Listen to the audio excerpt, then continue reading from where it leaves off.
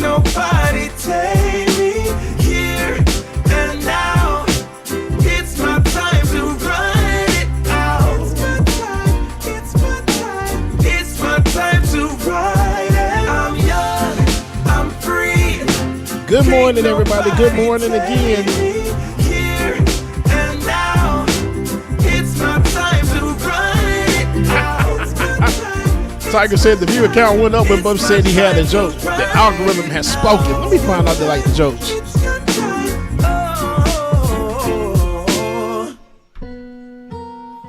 Taco Tuesday. Good morning, everybody. Good morning. Make sure that you stay tuned. We got the Benjamin Dixon Show coming up next. Followed by Like It or Not. Make sure you stay tuned, y'all. Tell 'em I need my money right now. Brought me the juice, they stole out my crown. Yeah. Sorry to tell you, I know my value. I'm gonna recoup, yeah. But don't waste my energy, my energy. I don't got much, don't be wasting all my energy. I keep it tight, don't let nobody get close to me. Shout out to Tiger in the chat. Tiger's a fool. Tiger, I can't stand you. I thought we would be just fine, and I thought your heart was like mine. But let me find out, you've been going around throwing shots, running plots. Come on, man, tryna block my blessings, but no need for comparisons. What's from me won't be from me. Yeah, I'ma go through just to grow. Make sure that you stay tuned, y'all. We'll be starting momentarily. Make sure that you stay tuned. True. Tell them I need my money right now. Brought me the juice, they stole out my crown. Yeah. Sorry to tell you, I know my value. I'm gonna recoup, yeah. Don't waste my loyalty, my loyalty. I let you in back then because I couldn't see, but now it's clear you ain't ever been true to me. My intuition ain't never lied, I had to leave. Okay, sorry, it's a start up. You just wanna cut up in the car, tell her start it up. I don't wanna see it from your eyes unless it's party yet. Run into my old chick, she said you ain't playing fair. Playing fair, playing fair. No, I ain't playing fair. Playing fair, playing fair. No, I ain't playing fair. Asked her why she staying there, she said she don't know. I had to ask some more, but I really had to go and get my bop on. Yeah, I get my bop on. If she needs some good, tell her she got hop on. She know I'm the top. All right, y'all, it's about time. About that time. It's about that time. Welcome my brother from another mother to the screen, y'all. It's time for Benjamin Dixon. Brother Ben. Good morning, brother. Oh, man. My microphone hot as what's going on? DJ Exclusive on the 1 and 2s. How's it going, brother? I'm doing pretty good, man. How you doing, sir? I'm doing good, man. I'm still laying low. You know, I'm not about to letting say, everybody man, know where I am. we miss seeing your face. Yeah, man. I'm out here in these streets, man. I'm my healthiest place. The healthiest place for me to be is in the streets, doing this work. But it's just so like, why in the world why did this street ministry bug hit me during the Delta Plus variant? And now I hear something about a Lambda variant. What? More variants than the TVA. And if y'all know what the TVA is, it's the Time Variety Association from Loki.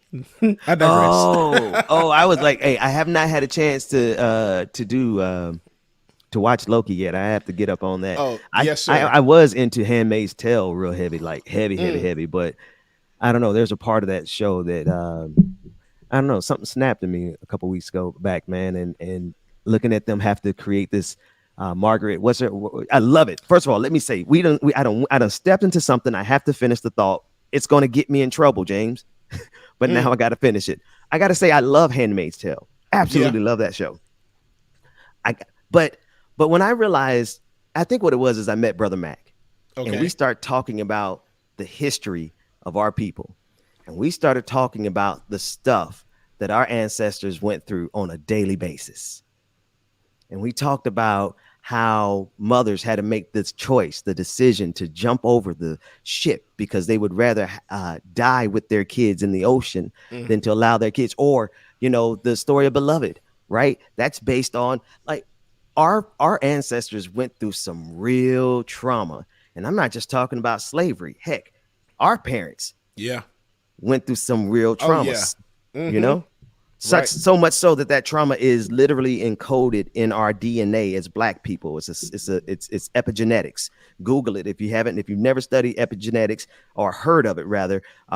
Google epigenetics. I've been reaching out to one of the professors who studies it, trying to get her on the show to discuss the literal trauma that is in the DNA of Black people that is rooted in all the stuff that they put us through in this country. So when I saw that episode of June, I don't want to misname her. Her name is June now. When I saw the episode of June talking about how she wanted her former mistress to suffer and feel the pain of ripping our children away from us. And she had this really huge dramatic scene that was compelling.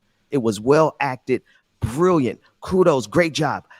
But when I learned about the stuff they did to our ancestors, I'm like, we ain't got to create no fiction. We don't have to create fictional monsters. We don't have to create a Negan so that you can feel what it feels like to have someone torture your family in front of you. Y'all did that to us in this country. So right. I'm sorry, James, you put me down that path. Hey, it's okay, bro. I need to watch it myself. My mom loves Handmaid's Tale. I love it. I do love it. And I started it, but I need to finish it because everybody tells me about it. So I have to go down that rabbit hole with you, bro. I'm not gonna lie. So I have to watch it myself. Let me tell you, I didn't know Mama Gwen loved Handmaid's Tale. So now I know what she and I gonna gossip about, because that's all it is. When you talk about TV shows, you ain't doing nothing but talking about your stories, right? Remember when because Mama Gwen, I know she probably used to call them her stories, General Hospital and Guiding Light. Days of Our Lives was it for the house. Days of Our Lives in another world. Hey, listen, let me tell you something. Y'all thought it was okay to leave kids watching those shows when we were little. My mama used to leave me watch, the TV was on while she was doing hair. She was a beautician. And so while the TV, I guess maybe that's why I feel so comfortable going to barbershops and beauty salons around the country, which is how I'm getting access to all this footage. And we'll talk about that momentarily. But folks, those soap operas were not the things that let your kids, because now I'm this hopeless romantic that thinks he could save the world. That's them story. That's what stories would do. But I see what me and Mama Gwen can gossip about. Right. We're gonna gossip about Handmaid's Tale. So let her know whenever she wants to come back on. Let's do it. Okay, I got you, Ben, and you just crazy anyway. So that's why that bug struck you. I think I wanted to say it anyway. Somehow I just found a way to go down that rabbit hole. All right, David, I do want you to join the conversation because you're going to help us navigate. I'm being honest with you. Like, while I'm out here in these streets, I am not plugged into what's happening in the world, but I do have a responsibility to talk about some of these things that are happening in the world because, well, some of y'all been listening to me long enough to make demands on me. So let's talk about what's happening in the world, David. You're going to be our navigator today. What are we looking at? Well, you never let me know what we should go to. Good morning, everyone. Good morning. That's because I trust you. Tell me where I'm flying. You just tell me. Right, David. David, you know what it is. Good morning, David. I don't need to know what the subject is. Just play. Tell me. These are actually from. We're freestyling here, folks. Completely freestyling. It's in your hand, David. I believe this was on Sunday.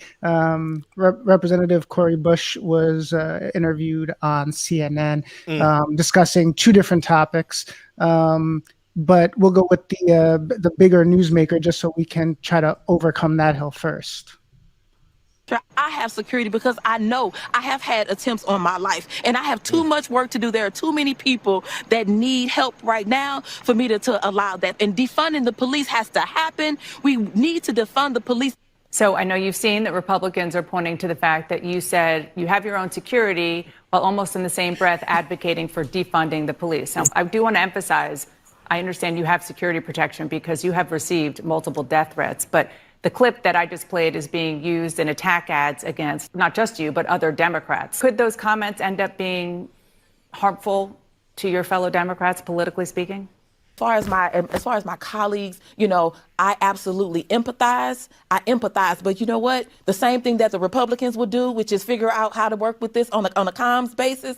That's what we have to do. I made it to Congress in 2020. I was elected to Congress, and we're still fighting this same fight. We're still fighting to save Black lives. That work was not done before I got here. This is the reason why I ran, was to save lives, to save my son's life.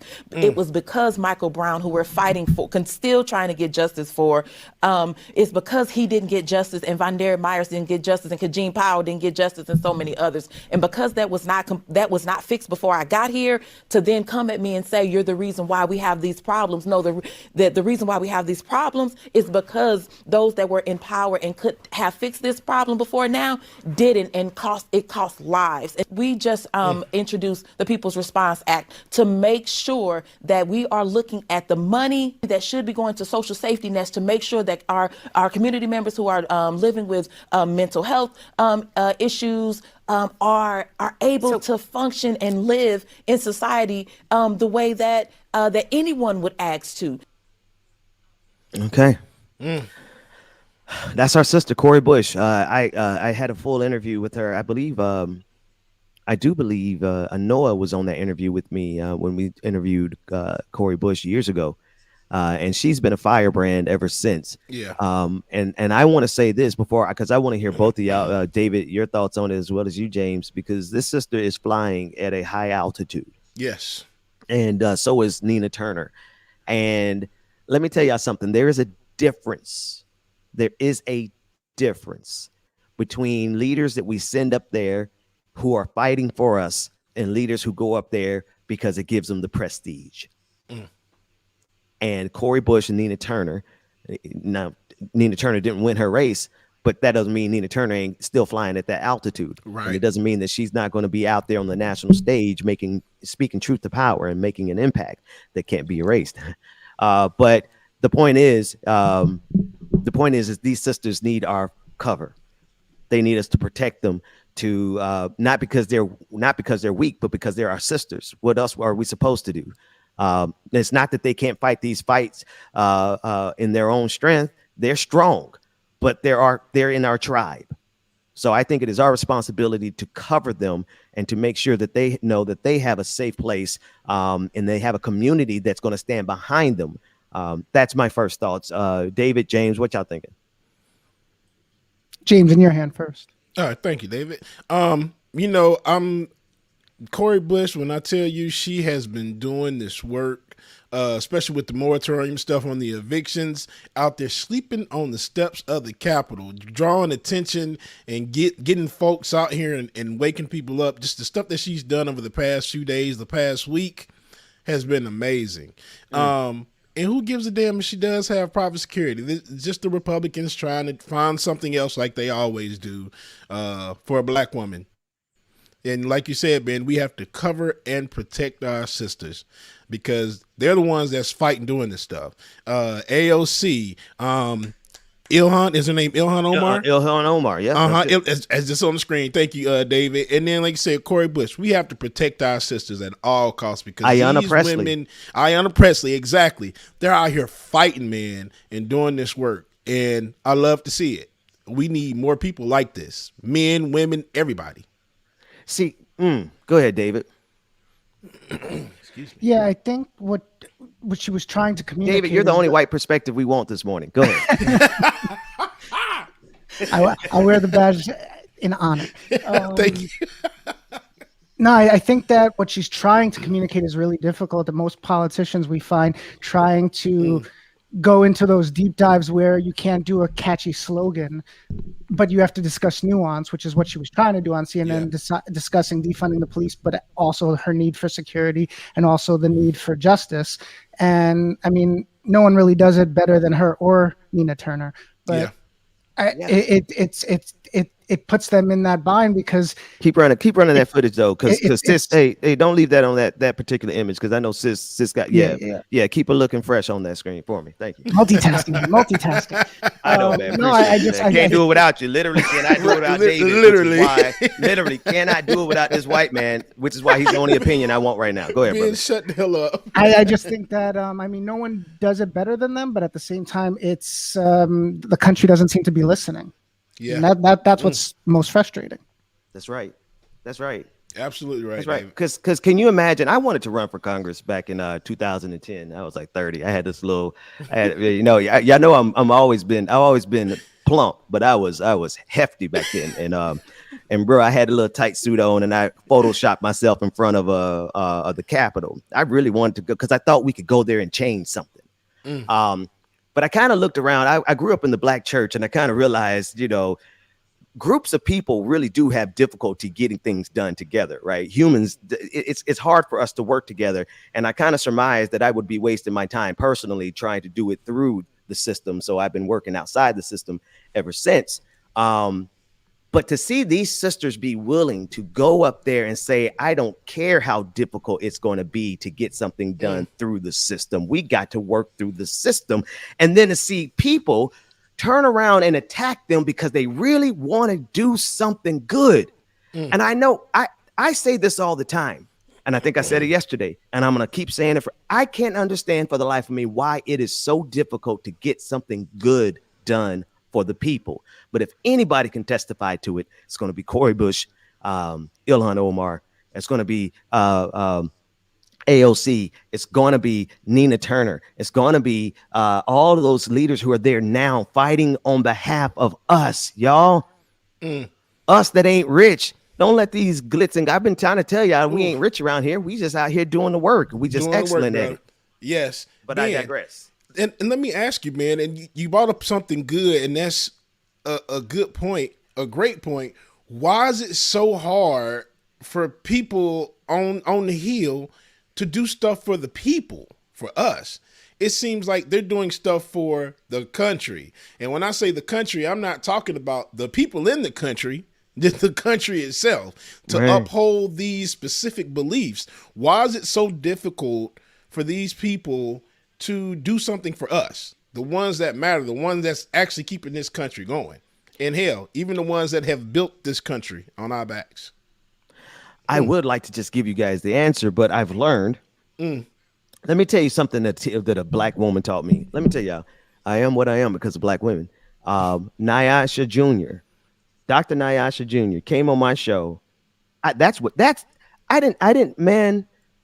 sister came on my show. I want y'all to watch that episode. And I thought I was asking her questions and she was asking me. She was reading me quietly without saying anything. I felt like the woman at the well. And she came and told me all about myself with just a series of questions. So let's try to do it that way. I want to, David, I want you to jump in. I want you to jump right where Bubba left off, because that is the essential question. Bubba's hitting on it. David. I was multitasking. Give it to me one more time, Joe. I said, like, why is it that on the Hill, why is it so hard for these people to do something for the people and not for the country? You know, they say they're doing stuff for the country, but when they say they're doing things for the country, they're doing these things to uphold certain beliefs that have been passed down through generations and generations that are well outdated. Come on. So now, why are they not doing anything for us? Here it is. We're about to be back in the midst of another lockdown, and guaranteed we're not going to get any checks. We're not going to get anything. So why is it that it's so difficult for them to do stuff for us? Yeah. Depending on what you're referring to, a lot of times it's, the generational racism, but I think even bigger than that, at least in the current time in this country, is money in politics. Because Congress spends so much time just calling for donors. They're like, and this has been documented. Like they literally have a part of their schedule carved out to go to, a building that is designated for them to sit and make calls. Yeah, call time. It's call time. Yeah, so money in politics, donors, and who speaks louder. And the Supreme Court hasn't helped. They made it worse. Right. What was it? What was the decision? The Supreme Court decision that Citizens United was the Citizens first one. United that said that corporations are people. Remember Mitt Romney? Corporations are people, my friend. That's because this country. I Freudian slip. How about that? This country has been sold to the highest bidder. It has been bought, locked, sold, and the highest bidder right now are the people on Wall Street. They got to get rich. They got to hit those quarterly profit margins. They Yep. don't care if you die. Listen. I got to. It's so difficult. David, take it away, because I got to make sure I don't say stuff that I'm doing out in the field while I'm pontificating on these news briefs. Right. Maybe let's move on. Maybe. Yeah. So I'll go into clip 2. The one thing I was going to add was imagine, and you can take this next clip and kind of, just think about this. What if if we successfully moved elections to be publicly funded, where there was a limited amount provided, and they ran on it just like in other parts of the Western world, at least, and Well, you know what, David, I gotta only 3 or 4 months to campaign and didn't have to, campaign for a year and a half and compete. Yeah. See, no. So I've learned we got to flip and reverse our messaging. See, you and I over the years, we've been talking to people in the political world, and we use language that's the political world understands. Everything that you just said, people who are steeped in politics understand. We got to translate that for the people. And so the best way for me to translate that is to show something that we can look to futuristically in terms of how we should do it, because it should not be so damn difficult to vote. The only reason it's difficult to vote is because they need to control the amount of people who vote. There is a pressure, and we literally have no excuse right now. We should be able to vote online. We should be able to vote digitally. I don't care what hurdles we have in terms of identification and duplication and all that stuff. Listen, the blockchain has a couple of things figured out. If we put 1 and 1 together, we can get 5 if we do it right. But we have people who have a vested interest in ensuring that the smallest amount of people imaginable vote. What's the percentage? Somebody get the number. Somebody in the chat, Google for me the percentage of Americans who actually vote in the first place. I think David, it's like 40%. it's in your hands, David. Yeah, I think that's something like 40%. It's definitely less than half the country, at least most recently. But here's the next clip. That's why it's so difficult to get things done. Oh, absolutely. Sorry to take you the long way, but that's the answer. Go ahead. That's the answer, right? So this second clip of Representative Bush on CNN, she covered how to move forward, at least while we have a temporary moratorium in place, and I guess what her focus is going to be on. Let's go. So that's why I rushed back to St. Louis to make sure that, and we've been saying it nationally, that we have to do the work now to get this money out. We have to do the work to make sure that our states and our local governments are able to release this money, get this money out into the hands of the people who need it the most. So we're telling tenants, we're telling landlords to go online or show up at the clinics that are happening around the country and apply for this money. And for our local government and states, please get this money out. This has to happen. 60 days we may not have. So we are pushing really hard to make sure that people apply. And that's one thing that we keep hearing too, is that especially locally, I've heard, well, people aren't applying. Well, we understand that there have been barriers to people applying and those resources being able to be moved. So we are working out those kinks right now. Oh, let me speak on this real quick, because she said something that is really true about the local governments and the money. I applied for COVID assistance, the rental assistance, and it took almost maybe 2 or 3 months for me to receive funds. Wow. After applying for the relief the first time, after my landlord sent over I did it myself the first time. And when I tell you, the process is just so many hurdles, all of this information that you have to fill out. It's a lot, a whole lot. And then just wait, after you submit everything, they're going to call you back. Hey, this says this, you need to update it to say that. And then you got to wait again. Then wait again. It took almost 2 to 3 months for that to come through. So they're right. The local governments have this money. They closed the program here in my county. And then, of course, once they saw the numbers start going back up, they just reopened it last week. So they closed it like maybe April or May, and now they're opening it back up. So just to hear that there was still money out there, just like, what were y'all going to do with this? It makes absolutely no sense. Give it to their friends. Exactly. Give it to their contracting buddies. Y'all listen. Y'all know. And you're everything that you suspect. Here's the thing. There's no need for conspiracy. I met a dope brother in the streets of Atlanta. Cause y'all know, that's where y'all can, if y'all want to find me, y'all can find me in the A, right? Dope brother, had all the wildest conspiracies that I've ever heard in my life. But he and we connected on a spiritual level in terms of our role in this country as Black men, right? And the thing is that there are so many of us, James, who go through all that we go through in this system, and we see all the stuff that is actually happening right in front of our eyes, but we get so accustomed to it that we don't look at the biggest conspiracy theory right in front of us. It ain't even a conspiracy theory. It is the truth. Just look at how our government is bought and sold by the highest bidder. That is why we can't fight climate change. That is why we can't even protect. They can't even protect our right to vote anymore. Right. Y'all see how they're stuck on the filibuster? They can't even protect Black folks' right to vote anymore because it fundamentally conflicts with the best interest of their investors. There's no need, my brother that I met. There's no need for some of those wild ass conspiracies that you had. I'm going to share some of them. He gave me permission. I'm going to share them. I got tape. There's no need for that. If we just look at Washington, D.C., we'll see that our temples have been ransacked by the money changers. Right.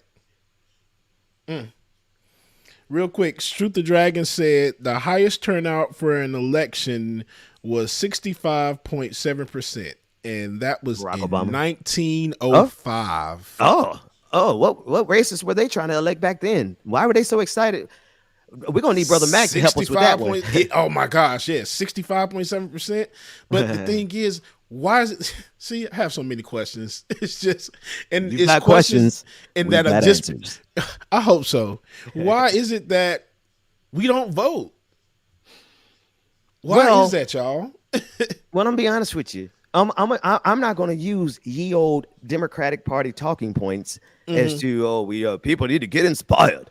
We just need the Black community to pull up their pants, and this is representative somebody. We'll get them. We just need the Black community to pull up their pants and go to the polls, vote. Everything is a vote, right? You got diabetes, vote. You know what I mean? You got high blood pressure, vote. White supremacists hit you in the head, vote. You know what I mean? Meteor coming, vote. Climate change. The police shot your child, vote. Vote. Okay. I was getting ready to get real serious there for a second. I know, man. Thank you for interjecting and bringing me back from the precipice, brother. Because the reality is, we voted for you, Joe Biden. Sorry, I went off the deep end. The reality is that we have been voting, and we have been putting y'all in office for a very long time. What have you done for us lately? Y'all forgive me. I'm sorry. I'm going through a whole lot of stuff out here. James, you got anything? No, Ben got it all right there. Cause no, and you can hear then you're not alone in the frustration, except you're seeing a lot of things fresh and firsthand, so it's on the top of your mind. I think it was the pee bottles. It's the pee. Play the bot. It's the fact that I've had to talk to Black men younger than me, living in conditions that I would have led a revolution over if I had a ride in those trucks. But there they are working to to provide for their kids, and y'all been telling these boys to pull your pants up. How much higher can they pull their pants?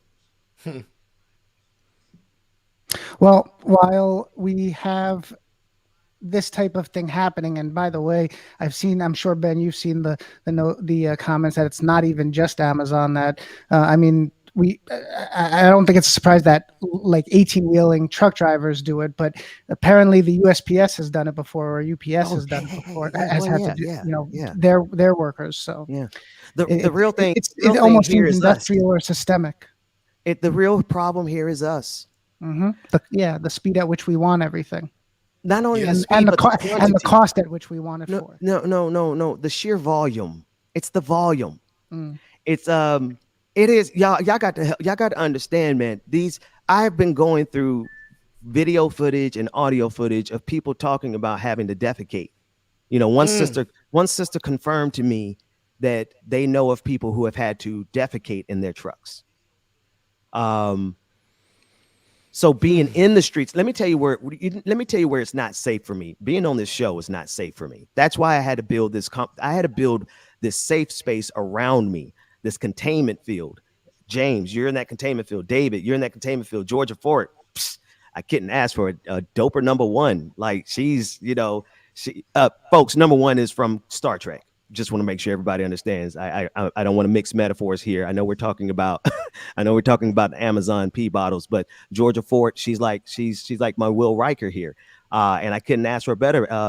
Rebecca Azor is like the empath who feels and understands with an intellectual IQ that I've never seen anyone in my life have. An intellectual IQ. James, I guess I don't know. What are you, Worf? What are you? Right. Exactly. I'm not Captain Picard because I'm not in that kind of condition right now to lead the ship. So I'm out here in the streets. Yeah, I'm better. Honestly, I'm more like Data right now. I'm processing too many variables. Because we gotta have solutions, Picard, bro. We gotta have solutions. Well, I'm a Data as Captain Picard. Hey, it's okay because Picard went off the rails for a minute. He had to find himself. He had to do what he had to do, and he came back and brought the crew back stronger and better. So Picard, bro. Oh, you know who? Hey, you know who Worf? No questions asked. Carl Mack. Carl Mack. Carl Mack is Worf. There's no way anybody else is Worf but Carl Mack. I guess that makes you got to be Geordi. I think that's what Letterhack. Didn't he draw you as Geordi the Forge? Yeah, he did. I got to finish the metaphor so I can finish the point, folks. If I don't finish the metaphor, I'm going to get lost, and y'all going to think I've lost it. I haven't. The point is I had to assemble a team just to help me be able to walk away from this show because the work out here has broken me. But it hasn't broken me when I get in these streets. When I'm in these streets, I'm healthy. That's my. And then I realized that I got that from my daddy. He was a street minister. He died. My father died as he was. The homeless people were in the van waiting on him to come out from Bible study. So I got it naturally. The thing is that we can't do it by ourselves. Right. These are the stories that need to be told. What happened here at Amazon is happening in this video that you're looking at. This is any random city.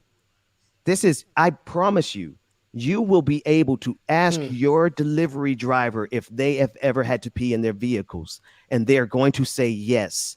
And now let's go back to the problem.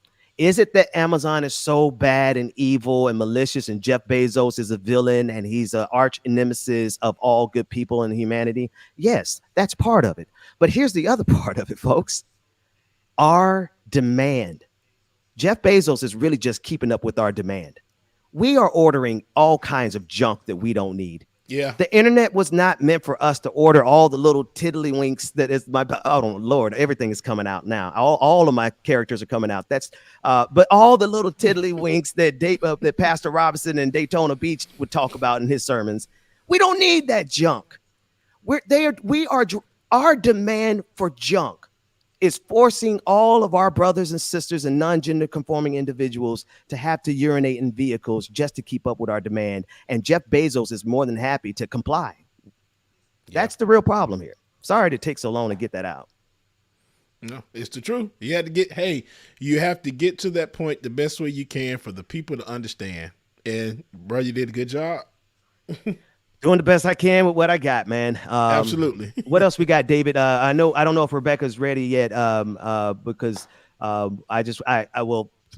don't want her waiting on me. That's what I want to go to the next story. I don't want her to have to wait on me. What you got? Yeah, no, we do have another clip that we can either do now on Rand Paul. Yeah, get me off the pee bottles, man. The pee bottles is triggering. Let's get off this subject. Or we could just go to break and come back as soon as Rebecca's ready, because I know we got I think that's the deal. Yeah, if that's the beat, James, DJ exclusive. Hey, we can do world. So let's break, and Rebecca should be here when we get back, hopefully. Yay! All right, y'all. I want to make sure y'all stay tuned. This is for Brother Ben. Y'all make sure you stay tuned, y'all like it or not. It started up next. Baby, you set my soul on fire every morning. Shout out to Burning Heart Dragon. She says, Ben, we love you and need you. Oh, Burning Heart Dragon, thank you for your super chat. We appreciate you so much. Y'all make sure you stay tuned, y'all. Good morning, everyone in the chat room. Esther, Mark S, Nat A, Miss Furu, good morning, y'all. Mom and Daddy, good morning, Mom and Daddy, love y'all. Harley Wynn, good morning, Lord Estrada. Good morning, Veronica, Kev Z, Terry, Stacy, Courtney, the SLP, good morning, Air Hustler. Good morning, Brother Latif.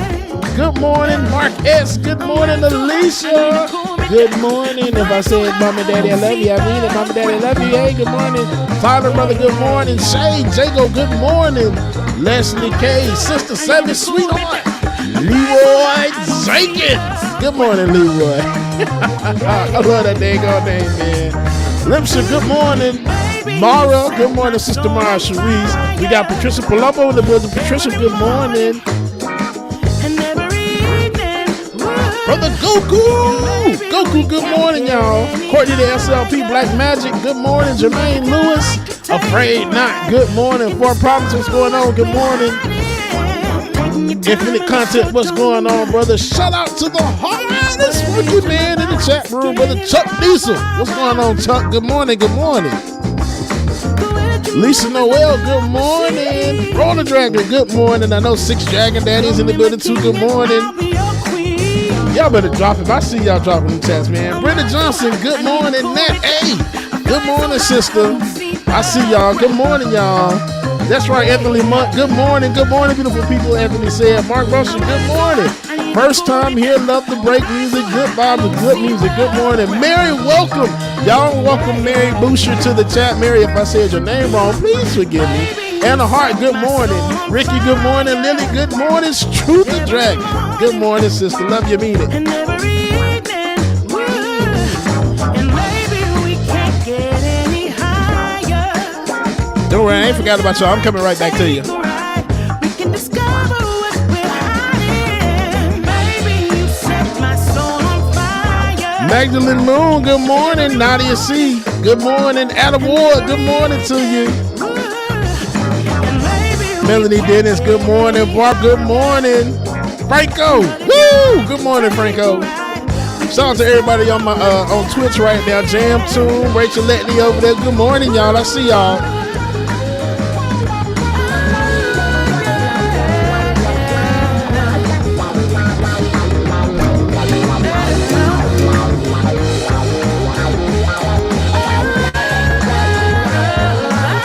Shout out to the international community, man. Man, when I tell y'all we are worldwide, good morning, international community. We appreciate y'all. Love y'all, mean it. Tiger, good morning, Tiger. DB404, good morning. Sunny Wright, good morning. Gail, good morning. Happy Tuesday to you too. Taco Tuesday. All right, that was a better time than any to go ahead and do our joke. So let me see what joke I got for y'all today. Okay, here we go. Y'all ready? Yesterday, I saw a guy spill all his Scrabble letters on the road. I asked him, what's the word on the street? Love y'all, being it. Good morning, y'all. Like it or not, it started up next to y'all. Stay tuned. Just give it up. I'm not your Y'all know y'all love my jokes. Don't call me up. Don't waste your time, cause I'll be your enemy. The dramatic effect. That's right, Courtney. Look somewhere else, heal for nothing. Just give it up. I'm not your girl, cause I only love you. Don't get me wrong. KMY, yo. KMY, you don't got no sense. Y'all leave me alone. Ear Hustle, good morning. Russell Williams, Adam Ward. Yes, make sure you use that. Make sure you give me credit. I mean, it's not my joke, but just because I said it, just give me credit, okay? Laura Strada, good morning. Shay says, Bubba, why is turtle wax so expensive? Why, Shay? We're waiting for Shay's answer. Let's see what Shay's answer is.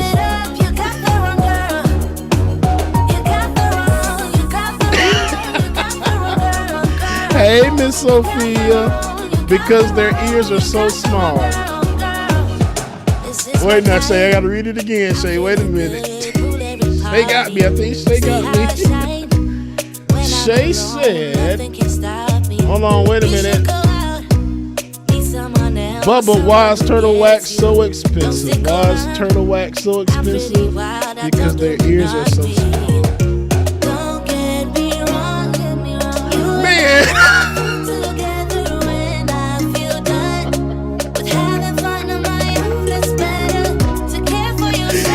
I can't stand you. Turtle wax? Like wax, earwax. Okay, I got it. Y'all leave me alone.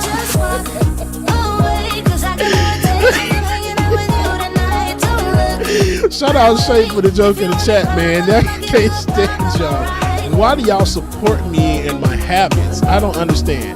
Because if y'all don't keep letting me, I'm going to keep telling them, okay?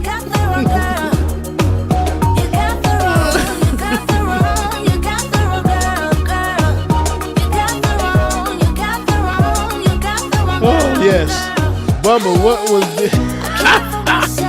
Six Dragon Daddy says, Bubba, what was Ben Shapiro looking for at Home Depot? I can't stand him at all. White Dap. White Dap, Lee. I can't stand you, man. Good morning again, y'all. Y'all make sure y'all stay tuned, okay?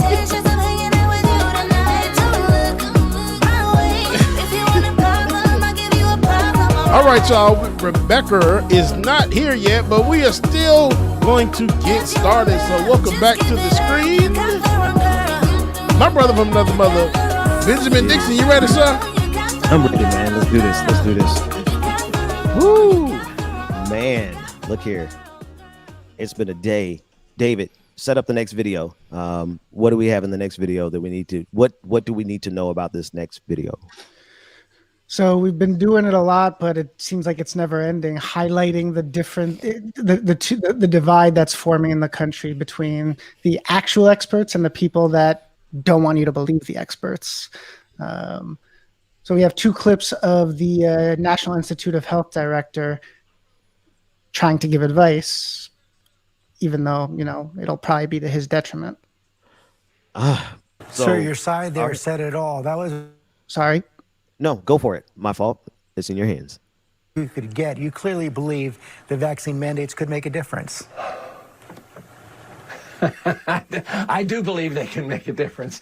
I understand how that can sometimes set off all kinds of resistance. But isn't that a shame, George? I mean, how do we get here? Why is it that a mandate about vaccine or about wearing a mask suddenly becomes a statement of your political party? We never should have let that happen. And come on, America, we can separate these, can't we? We're incredibly polarized about politics. We don't really need to be polarized about a virus that's killing people. We ought to be doing everything we can to save lives. And that means get the vaccine. And that means wear the mask when you're indoors in a crowded space. And if you're unvaccinated, wear it all the time.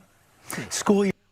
All right. So that's the voice of Dr. Francis Collins. And if you search his name, you'll see that he's an American physician, geneticist who discovered the genes associated with a number of diseases and led the Human Genome Project.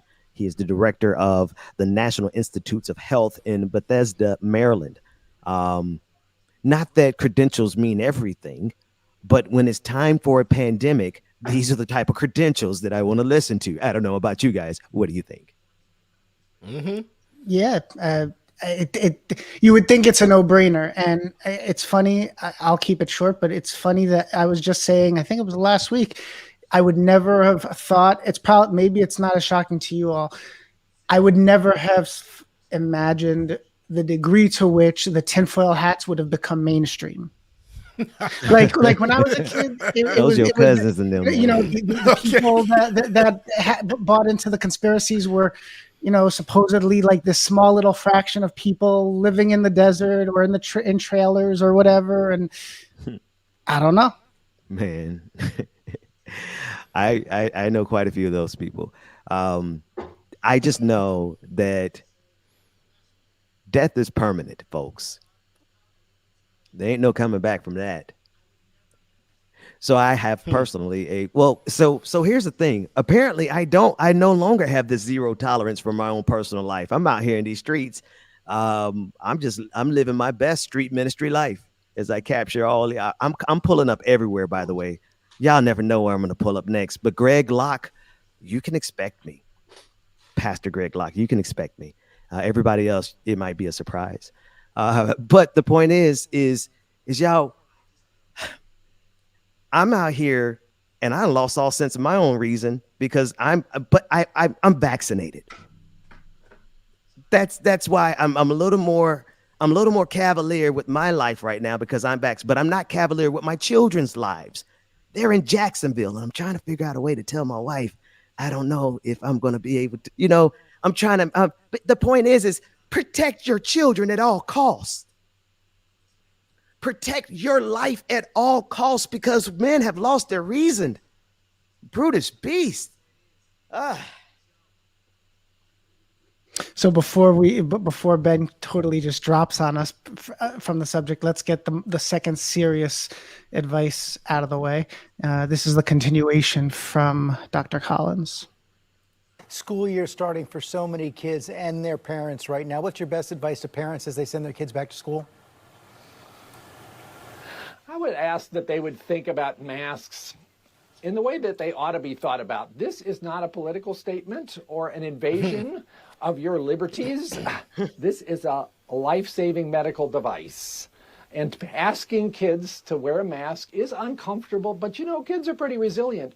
We know that kids under 12 are likely to get infected. And if we don't have masks in schools, this virus will spread more widely. It will probably result in outbreaks in schools, and kids will have to go back to remote learning, which is the one thing we really want to prevent.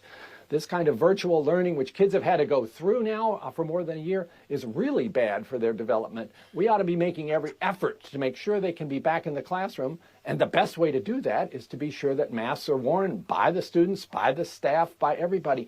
It's a small price to pay for being able to keep kids where they need to be to learn. And I understand. I don't agree with that last line, but go ahead. Yeah, I was just about to say I understand the sentiment, and I hate that these kids are missing out of that in-person learning. But school started here in Georgia last week, right?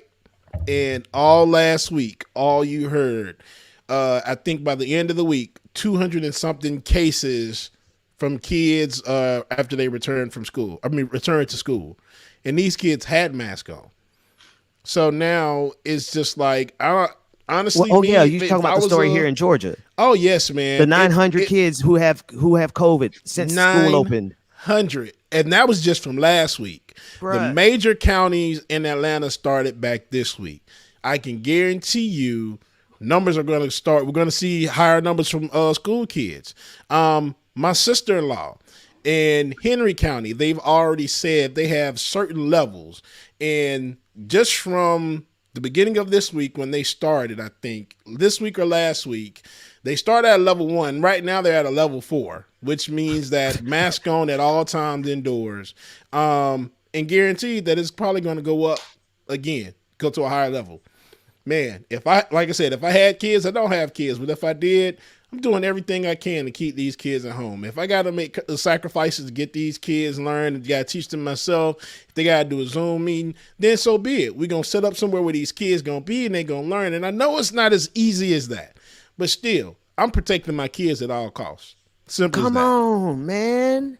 I'm not sending my kids back to school. I couldn't do it. Not I'm in this still trying to figure out how climate. many. Listen, I shouldn't be saying this on air, but I ain't talked to her yet. I have talked to her. She knows and she knows me well enough to know I'm trying to. She knows exactly what's going on. Yeah, my wife knows exactly that I'm out here once again trying to save the world. And now I don't want to have the possibility of me spreading the virus to my kids because even though I am vaccinated, I can still transmit the virus.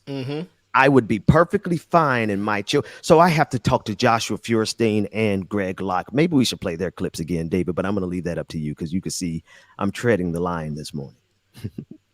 The point is that when we are dealing with people who will send their children to the slaughter and look at us and make it seem as if we are irrational because we want.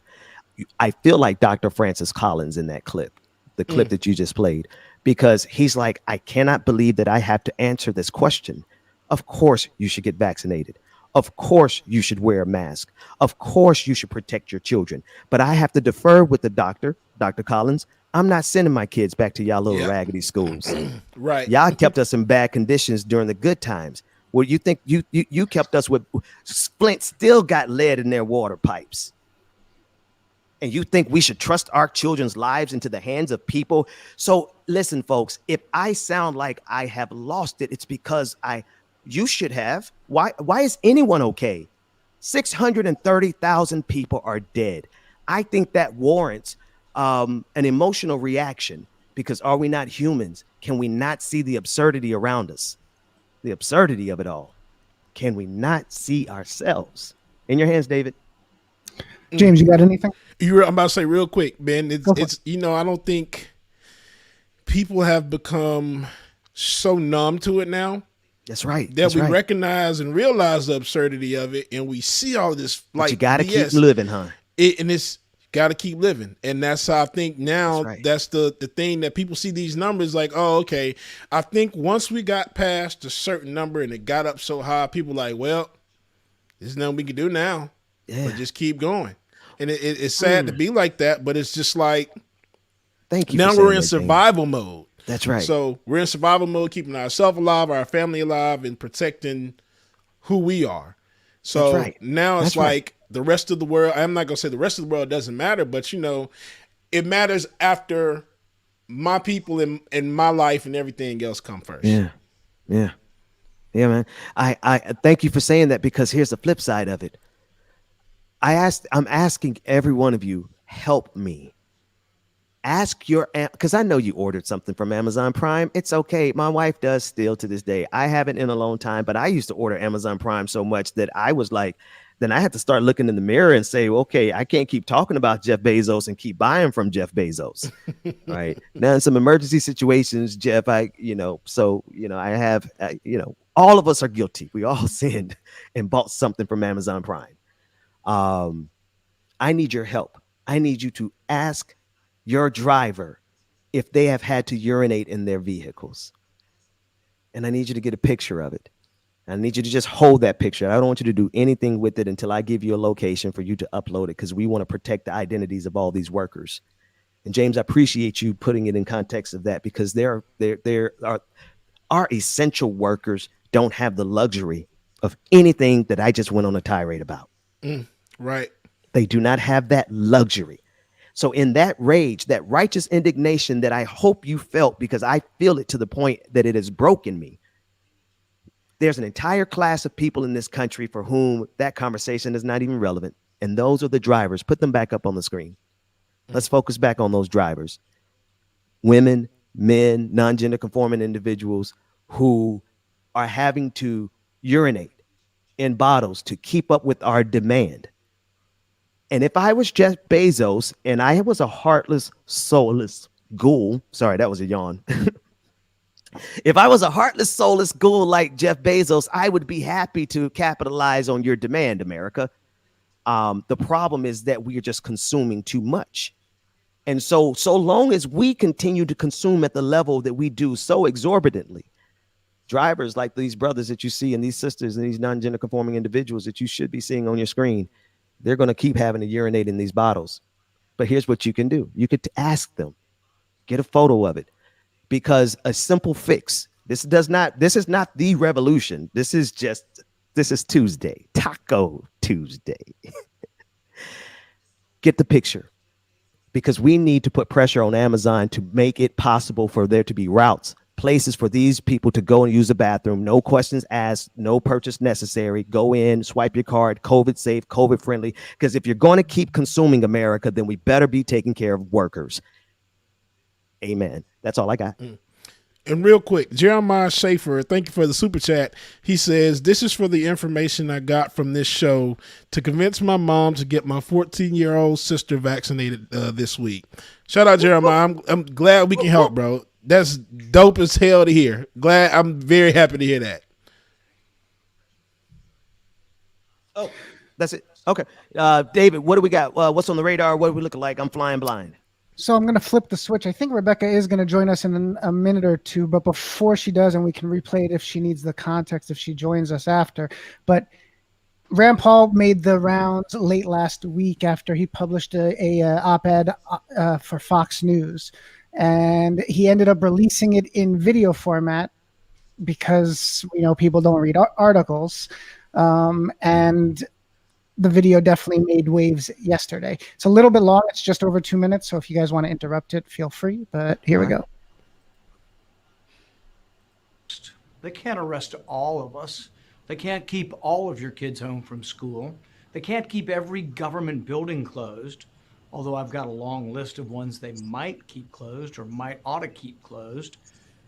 We don't have to accept the mandates, lockdowns, and harmful policies of the petty tyrants and bureaucrats. We can simply say no, not again. Nancy Pelosi, you will not arrest or stop me or anyone on my staff from doing our jobs. We have either had COVID, had the vaccine, or been offered the vaccine. We will make our own health choices. We will not show you a passport.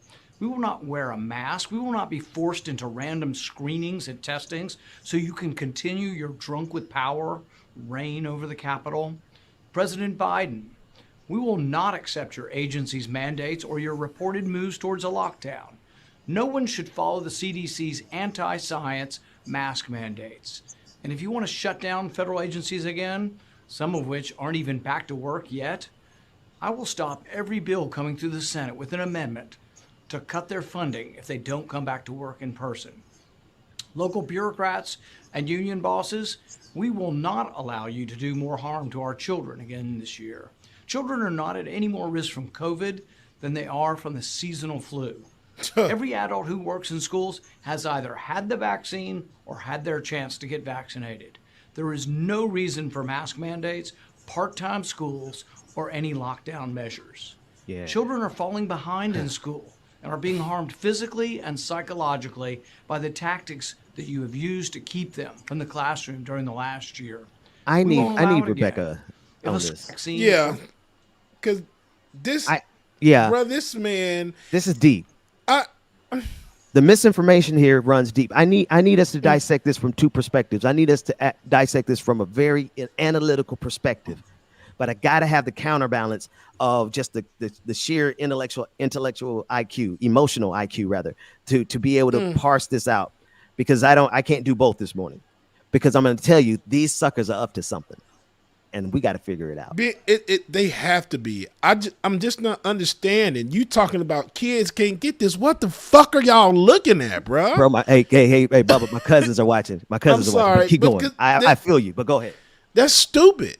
It makes no sense at all, because it's several kids in the damn hospital right now dying from COVID that y'all claim kids can't get. Whole picture of a toddler on a ventilator, but you're saying that kids can't get it, and you're saying that you're going to do everything you can to stop mask mandates. Yeah. Okay. I think perhaps maybe this is their solution to climate change.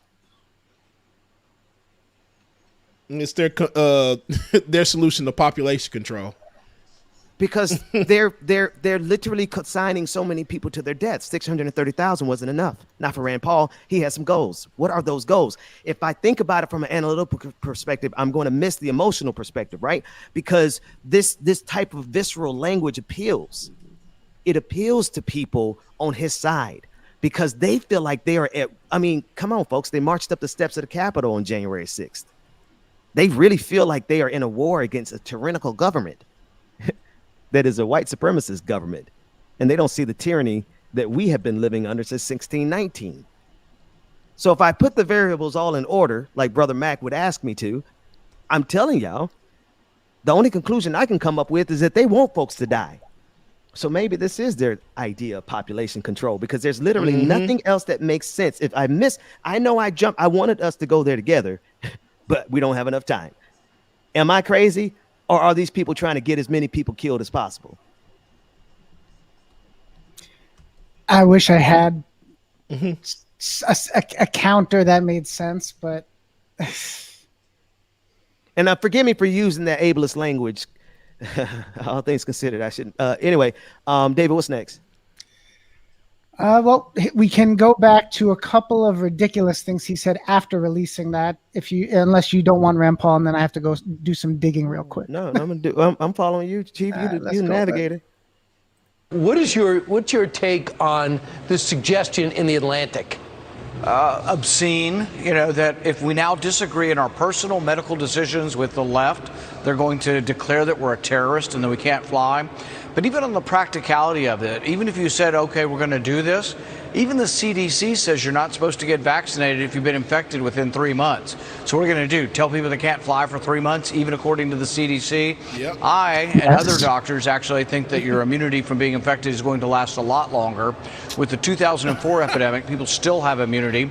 Spanish flu, there are people alive who still have immunity from 1918. So I do believe natural immunity should be taken into account. But even according to the CDC, this idiot would have us not flying for 3 months. So it makes no sense. It's complete collectivism. And all of these people are the same people who hooted and hollered and said, Trump is leading us to authoritarianism. What could be more authoritarian than a no-fly list for people who disagree with you? This man is messing up my name. James, we lost your camera, just an FYI. But the only thing just so that we don't get suspended again, and for the education of anyone that doesn't know, Rand Paul is our channel got suspended for a week because we were analyzing misinformation from Donald Trump. Go ahead. Yeah. But this Rand clip, Rand Paul is a doctor, but he's a doctor of the eyes. He's an ophthalmologist. He might have some medical, knowledge, but he doesn't know about virology. Well, see, black folks understand that. Everybody we call doctor ain't a doctor, right? And while Rand Paul is a quote unquote doctor, he is not the virologist or the scientist that I would be listening to in this moment. Is what you're saying, David? Right. He's talking about this immunity, and he keeps pushing the fact that you've got immunity. Yes, there's antibodies, but A, the science is still underway, and B, people that have had COVID once have had repeat cases of COVID. Yes. Some people who have had COVID the first time get it the second time and die. Even before the Delta variant. Even before the Delta Plus variant. So it's just, and this is what's being fed. I mean, this isn't Newsmax. This isn't. Can anyone come up with a conclusion? With the conclusion, this is on Fox News, broadcast to millions of people every single day, every single minute of every single day. They are broadcasting nonstop into the consciousness of a vast population of aggrieved white people. Has anyone been able to come up with another conclusion other than the Republican Party? Hang on, I do have a problem with Joe Biden and Francis Collins, because Francis Collins at the end of that clip, didn't he say we want them to go back to the blessed place for them to be educated? Right? I am not sending my kids. I have the luxury and the privilege to be able to find a way to homeschool my kids. Essential workers don't have that luxury because we just got to get our toys from Amazon. I just got to get my brother's book, Kid Vega and the Sorcerer of Mali. I just got to purchase that book on but you don't have to purchase that one on Amazon. You can go to Barnes & Noble or ScottDixonBooks.com. You can go there. This man, Rand Paul, is messing up my name, y'all. I read that book in a day, by the way. You're talking about your middle name. I just made the connection. I heard you say it the first time. I was like, what name are you talking about? Paul, because this man, Rand Paul. David, I thought Ben's middle name was Percival or something. Percival. My father's name is my father's name is Percy. Wow. What are you talking about? His name's not Ben. What? Oh man, there's an Easter egg I'm gonna drop right here. Everybody, keep your ears open. But Rand Paul is Rand Paul is going to forever be remembered throughout history as the man who ensured the deaths of millions. Benedict Arnold is not going to have anything on Rand Paul. Up, we finally have our sister. Oh, she better come and save me because I'm getting ready to go off the deep end. I'm gonna roll the intro first. We got to get off. Yes, we got to bring her in properly. Ladies and gentlemen, non-gender conforming individuals. James, like it or not, is about to what? Go down. Like It or Not with Benjamin Dixon starts now.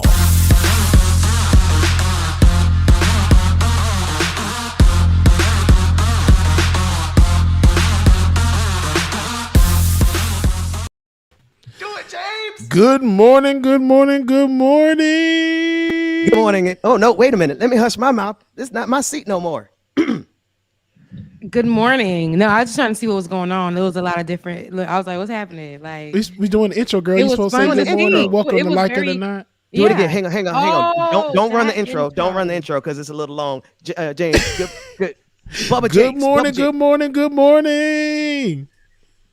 Ben, you still started because it just. Oh yeah, that's right. Are those my instructions? Okay, yeah. I'm still starting it.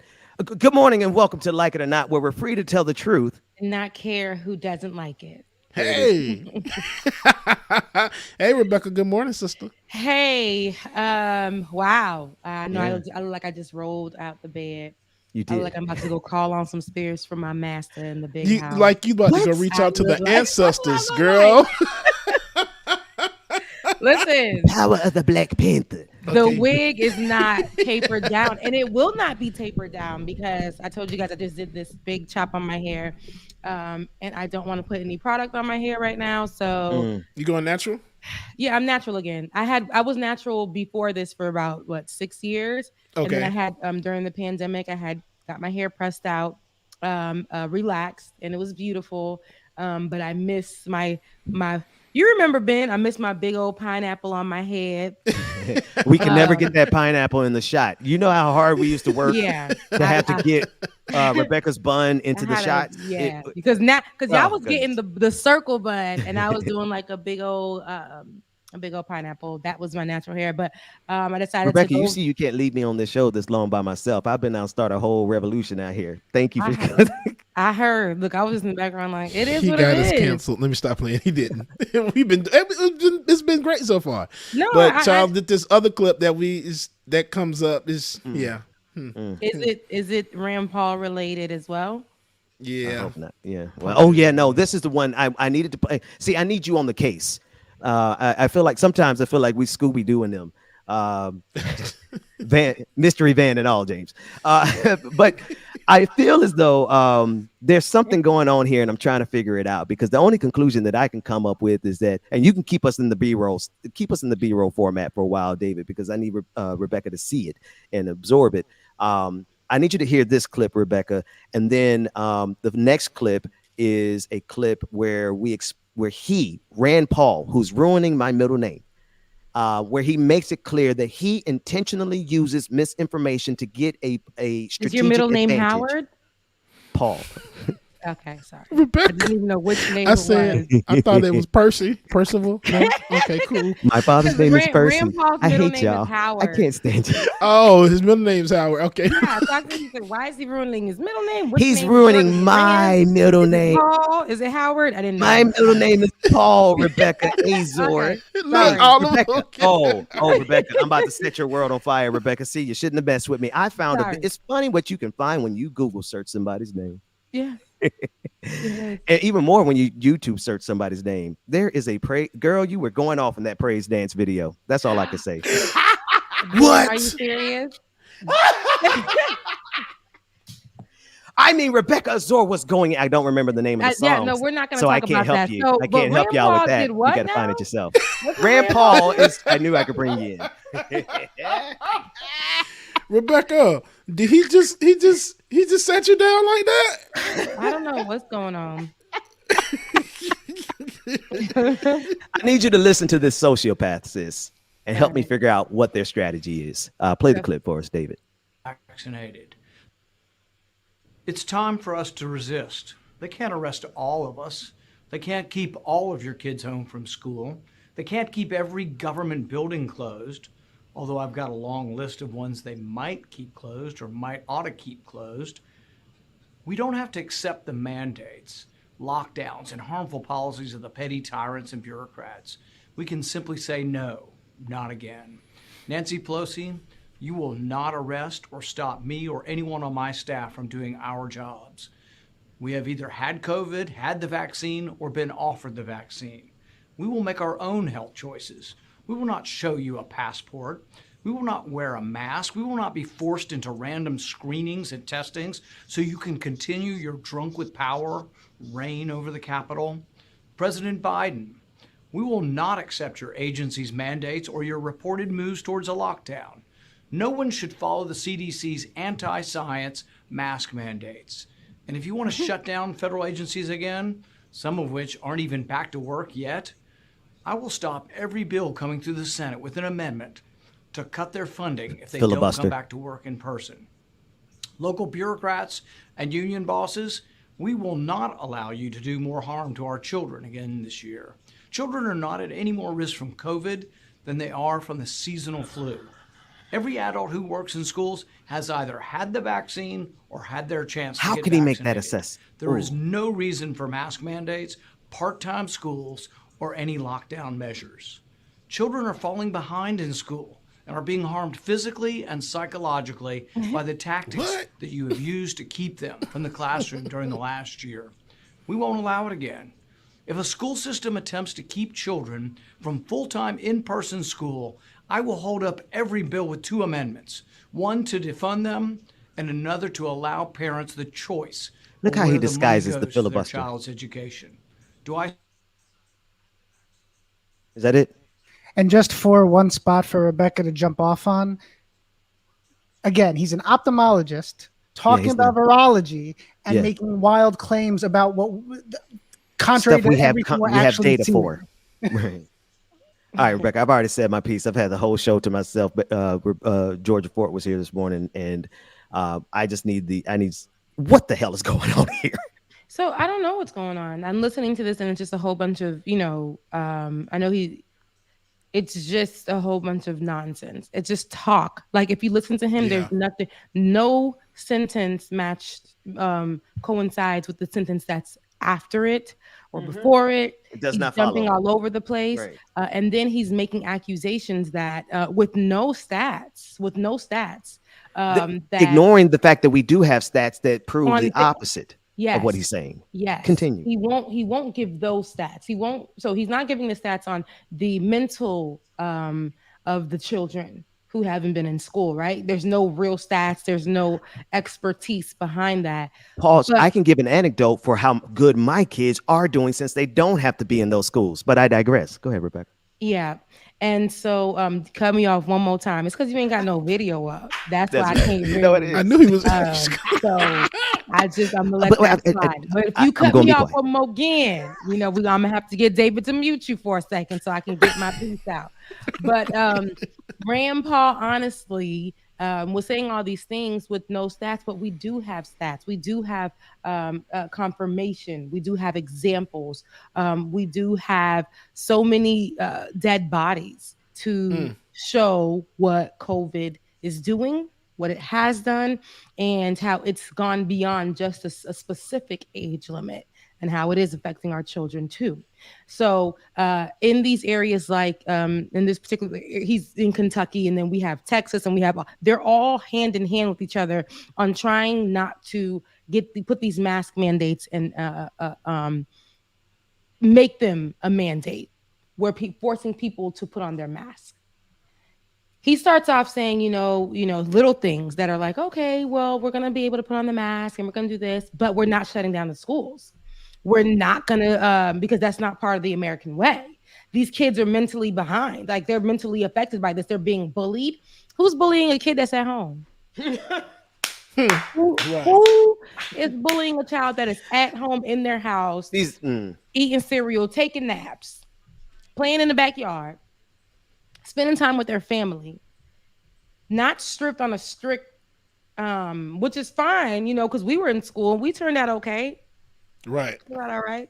I don't know if I did, but yeah. But no, honestly, so all of this that he's saying is for him to even be somebody who knows something about science, who knows something about healing something that is wrong, who knows how we should rely on the truth, right? The science, the experts. He can't see shit. He can't see nothing. He can't see what really, like, he can't see how this is about to affect his people. Those people, listen, in Texas, I know there are local, right now, local people who are, like local senators, I believe it is, who are out there and trying to stop, well, local mayors who are trying to stop the mask mandate.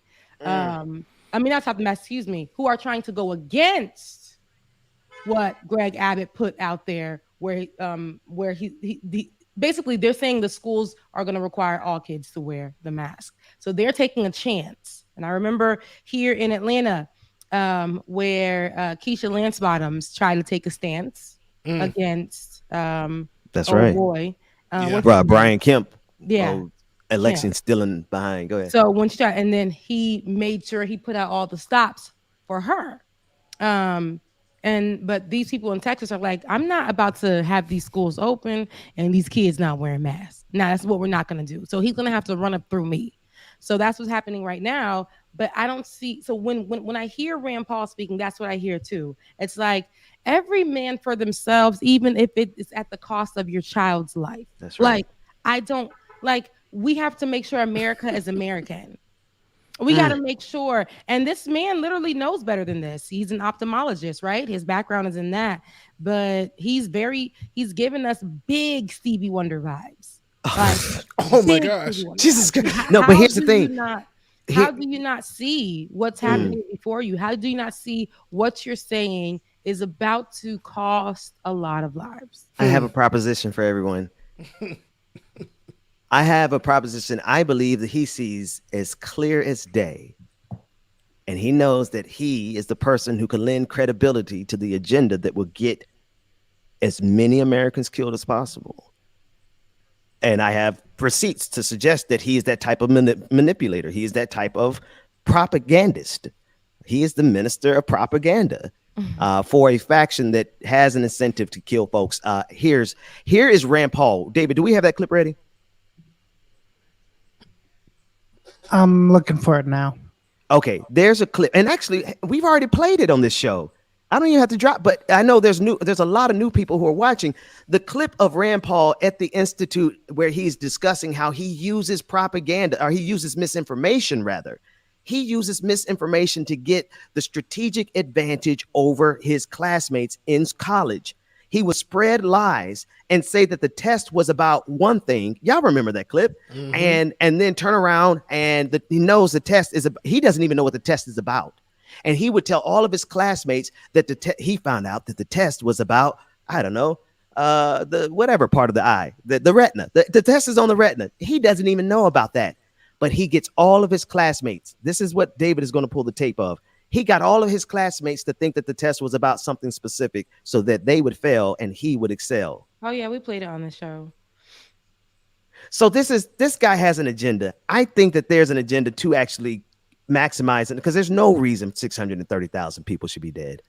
Not in the year of our Lord 20 and 21. No, there's no reason that anybody should be dead, period. But with people like, somebody said, why are we listening to politicians all the way from Kentucky? Because sis, or bro, we international. First of all, well, that's first and foremost. But honestly, because these people from Kentucky have listened to the people from Texas, and the people from Texas have listened to the people from Georgia, and people from Georgia have listened to people from Florida. This whole area in the South, they're in cahoots with each other when it comes to COVID-19. They're following the same script. There's, all of these people do not care about your lives. You don't really see much of this happening on the other side, even though it is happening where there are places still open. West Side, I'm pretty sure. But here in the East, that's considered the South, it's a lot of leaders, a lot of governors, a lot of state representatives who are going above and beyond to make sure that you don't have to wear your mask, you don't have to get vaccinated, that you can send your kids to school in buses that may or may not have been sanitized daily, hourly, because some of these buses work throughout the day where they're going to other schools. People aren't thinking about this when they go to the lunchrooms. Are they sanitizing those? The classrooms, are those being sanitized? Or do they have things available for the students? Are they putting the students' desks 6 feet apart? We know those things aren't happening. We know those are not things that they're putting into place when your child goes to school, because we know it hasn't happened when your parents go to work. We know it hasn't happened when the people that are in facilities, like the old folks' homes, they're still, there's nothing there that is telling you that they're okay, because I know so many people who have been in facilities who have got COVID-19 because the state representatives, the state leaders are pushing, and they're dying from it, to make sure, that there is nothing in place to save us. Make it make sense. It only the conclusion I could come up with is that they want people to die. Yeah. And folks, we have all been ordering a lot of stuff in the pandemic. We've made Jeff Bezos so rich that he carried his ass into space just on a weekend. Right? And in that, the way that is connected is because the reason those Amazon drivers have those pee bottles is because we got to order so much stuff. But we're sending those essential workers out into the pandemic and they don't even have a place to use the bathroom. In the pandemic that Republicans are exacerbating with misinformation. Oh.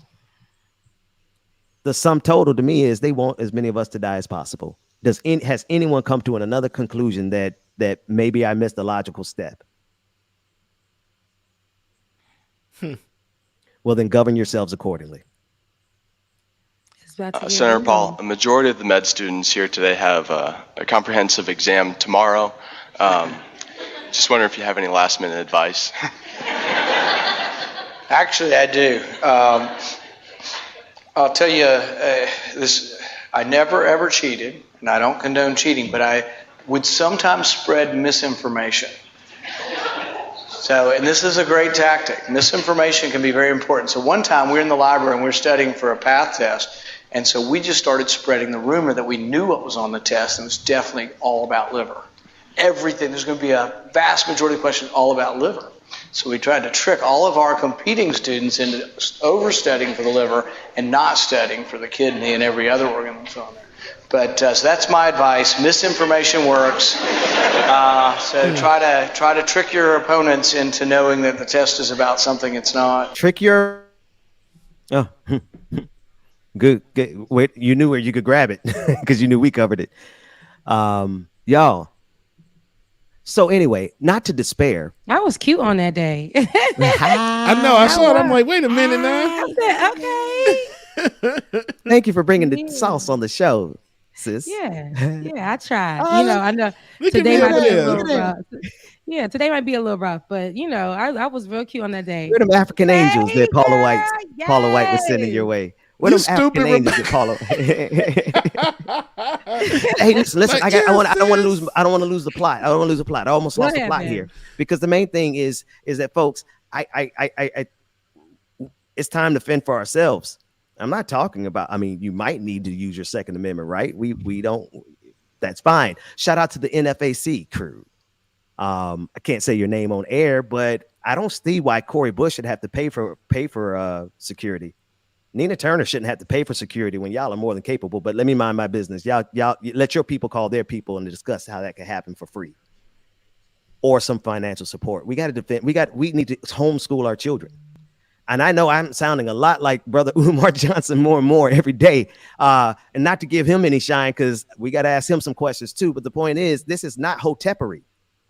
This is survival. This is survival. Y'all, they want us to send our kids. They want us to send our kids. And y'all know on the best of days when the sun is shining and the weather is right, your kids are going to bring home how sick are your kids every week? Parents, come on.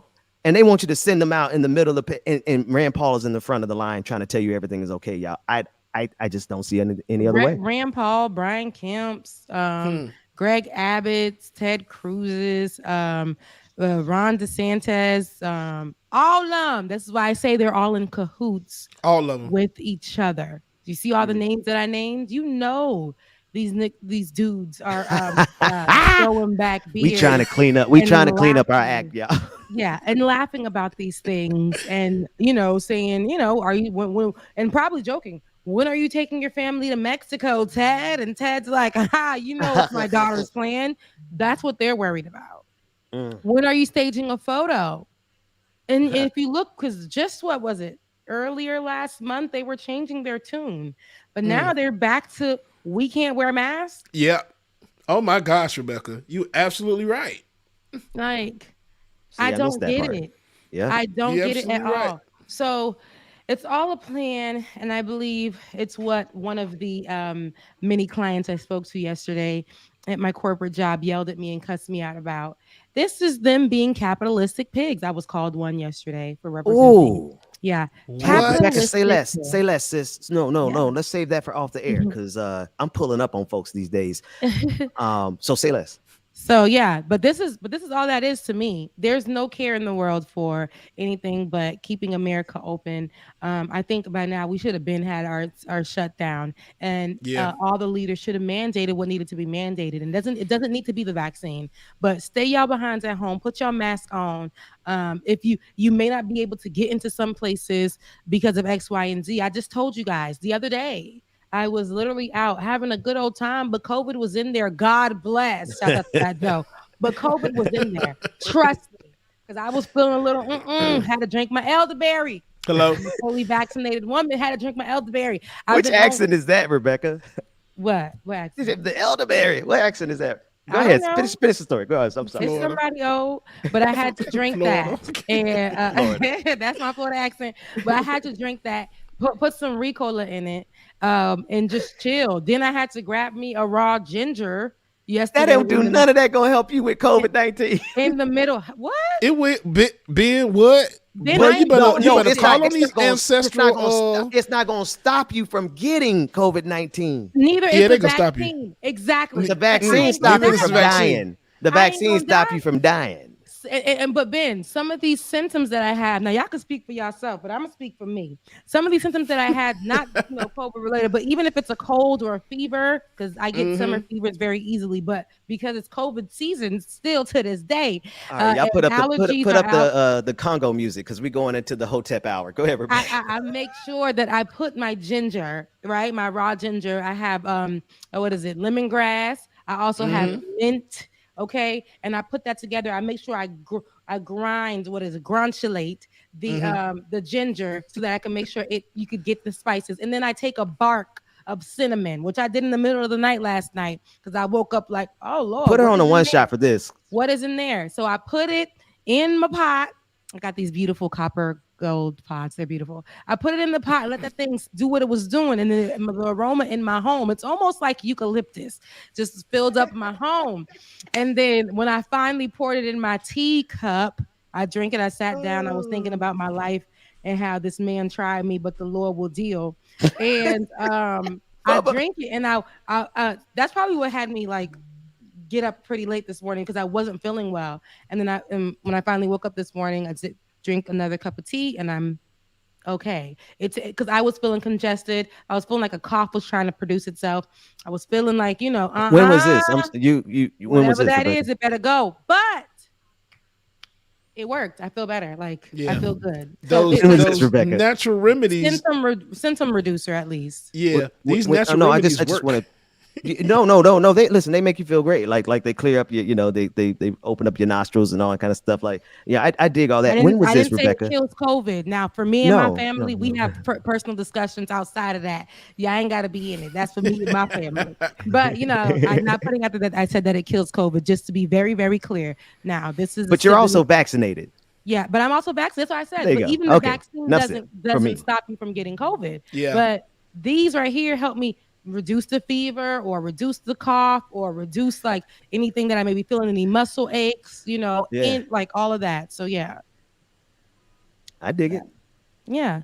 Okay. So I want to talk about something else. Let's move on real quick. What time is it, guys? My phone It is. is That's how you 10:04. know We in your woke hands. up. I woke You up had the in the bridge. late hours. Hey, David, did you grab that video? David, It didn't take me to the link you wanted. It just took me to the main page. This is the video of Governor. definitely not. We're moving on. All right. This video is. I want to talk about this particular conversation because I think it's going to really. It's how I like to get real. Yeah. So let's see if I can get this to you again. But it's just a conversation. Lately we've been talking about the moratorium. I hope I'm saying that right. Yeah. Because it just gives me cemetery when I say that. I don't know why it gives me like more. No, because the etymology of the word has similar roots. Okay, the etymology of the word. All right, you heard it too. Okay. Come on, SAT word. Ben. Wildcats. Right? Hell Wildcats. Hell Wildcats. I give that to y'all. Ben is a very, very smart brother, and so are you, Bubba Jakes. Talented, I guess I could say. Anyways. Shouts out to the Rattlers. But, we've been talking about the moratorium, and we saw the pushes that Cori Bush has done. We've even saw how, Auntie Maxine stepped into the conversation and was like, listen, I'm out here signing paperwork. What we doing? We got to make sure we can keep these people in their homes. And then we have Biden who said, give it a few more months. And then, but these are the people. Let's go back before we play this. I want you to remember where you were last year during the beginning of the pandemic. And I know a few of you, maybe more than a few of you that are watching, experienced not knowing after possibly getting furloughed or losing your job, experienced not knowing how you were going to pay for your rent or your home. My position, my apartment complex never gave any programs, never offered anything, not a thing. You had to pay, and you were still going to get charged $250 for one day of being late. So imagine where you were. Think about that. And now let's take a listen to what this woman has to say. Not my fault you can't pay rent. Okay? You signed a lease stating that you would pay in order to stay in my space. I still have obligations. I still got to fix stuff, but you don't have to pay rent. Look, I didn't start the pandemic, okay? I didn't cause you to lose your job. You agreed to pay to be in this space. It is not my fault you cannot pay. So when you blow up my phone with texts saying, I need help, I don't understand how to fill out the COVID relief program help, I need your signature, I'm going to text you back with the quickness asking, when are you available?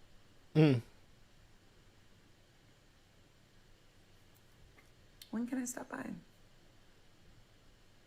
Because I get it. I didn't cause this. You didn't cause this. And you clearly want to pay your rent. So if you're saying you need some help filling out the information, stop by. Just bought a printer. It's got facts. We can submit these documents as quickly as possible. Got a landline. You could even call in and ask for customer support.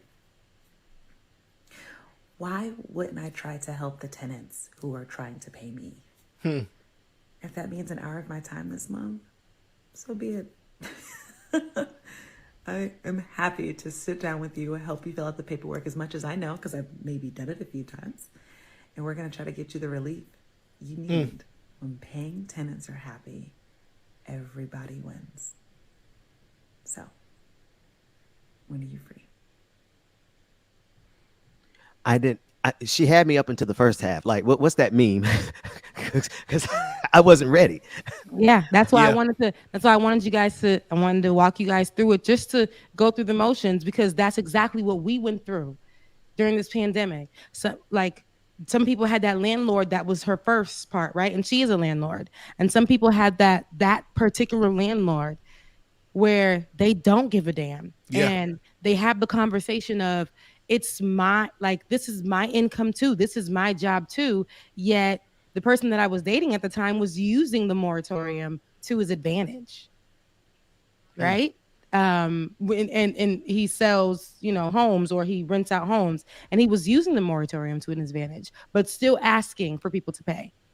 So I had to sit down and have that conversation with him, similar to this one. If it's working for you, why can't you make options that work for your tenants? because they've been infected with the spirit of individualism that is at the root of this American white supremacist, imperialistic, capitalistic system. That's the answer. Black folks have the ability. See, I thought this sister was one of those. And I was like, I'm not emotionally prepared to talk about that group of Black people who have bought into the idea of Black capitalism as our path to liberation. I can't handle that conversation this morning, but I could definitely handle what she's talking about on the flip side, which is it only makes sense. Happy renters means a happy landlord. Not only that, I understand because it's affecting me too. Yeah. We didn't ask for this pandemic to get here. None of us did. So it's affecting all of us. And I can be a person. I can let you in my house. We can walk through this. You didn't know about the program that's out there? Let's talk about this program. And however long it may take, we'll work through it. If that doesn't work for you, let's figure out some other options. Because I'm not going to kick you out on the streets. That's right. It's heart. This is where I say we take a look at the heart. I'm not trying to be corny or anything like that, but I can tell you that the options that my apartment complex didn't give me, I would have loved to have her as a landlord. And I know that when all of you guys were watching, the instance was, oh, she's trash, she's trash. Yes, the person that she was describing was trash. And that's many of our, our apartment building owners, our landlords, the people that we're renting from. Yes, that's them. That's them. But there's also people like who she really is. And that's somebody who actually, and that's why I say I know everybody isn't like this and they like to talk about, well, there's still the line of, the person has to get paid. And this is still what my corporation always says. It's still a line of business. You still signed up for this. You're still responsible for that payment. And I'm like, but the pandemic didn't, who knew that the pandemic would be here and do this, furlough me, have me fired? My business is never coming back. This home that I lived in for God knows how long, had to put it up.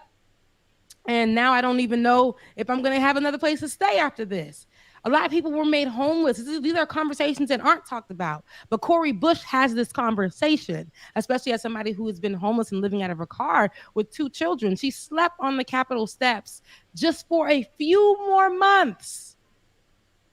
A few more months of extension. While they're out here passing dumb bills that give police departments more money. More. While they're bombing other countries. War. So please make it make sense. We're not taking care of the people as Americans who swear it's so American not to wear a mask. We are not taking care of our people. We're killing them. We're killing them. Say that, Rebecca. The absurdity I of it. passed through Atlanta when I was going to go enjoy myself. And I had to get out of my car, park somewhere, because Atlanta is just stupid with parking. I don't know how people could do it. I don't know how people could do it. I just don't know. But I got out of my car and started walking, and it's nothing but shoppers and these Maseratis, Lamborghinis on this side. And I'm on the side of the road because I have to cross over to get to that side. But I'm walking with all the homeless people. All of the homeless people. We're walking together so that we can cross the street. And I'm just looking at this, and I had to prevent the tears from coming from my eyes. And I just said a prayer in that moment. I said, God, why do I feel guilty? Because I'm about to go enjoy myself here, but I can't not look at what's going on across the street. These people could be me. And that's why I just can't get with anybody who says they're fighting for the cause and they have nothing to show for it. Not to say that you got to go sleep at the Capitol like Cori Bush. That may not be your ministry, right?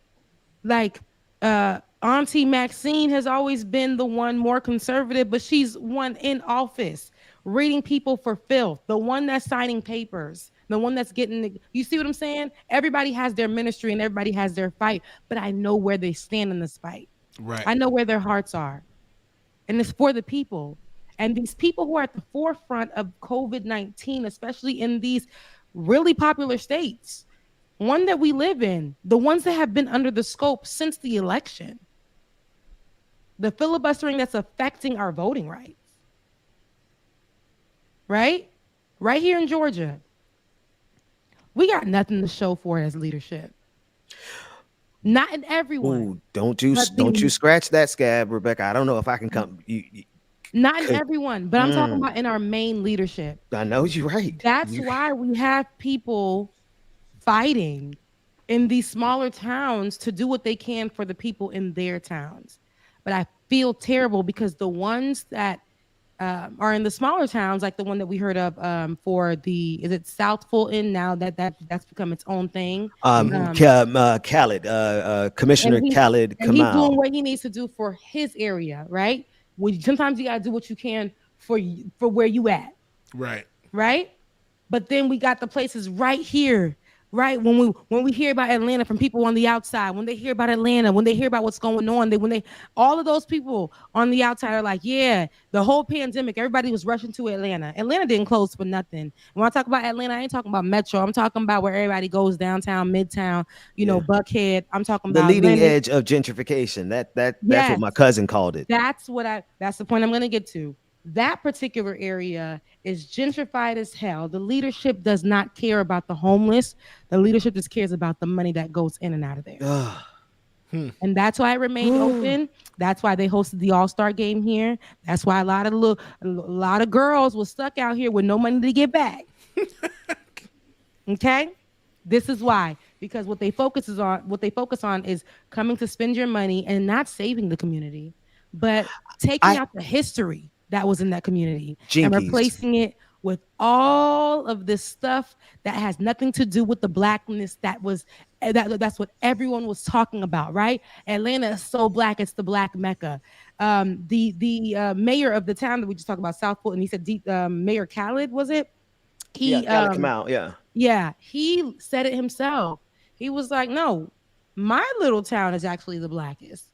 Atlanta ain't that black no more. Let's be honest. The percentage has definitely gone down. So all of that, we need to understand right before our eyes, they're not protecting the black people or the black history that was once in these particular areas. They're not doing that. That's not the importance. If you look, a lot of black people are homeless on that same street that the white people are shopping at over there at Pond City Market. Okay? Little 5 points. Okay? Yes, little 5 points. They out there little hanging. 5 points. There was still money from you over there because I got money stolen from me over there at little 5 points. But that used to be my spot. But yes. Look, that's where I go to my crystal shop. That's where I go to. Really? But yeah. Oh yeah. Yeah. But Rebecca, you're right. It's these same areas, and now it used to be downtown Atlanta. The city of Atlanta was the Mecca for black people. Yeah. And now not anymore.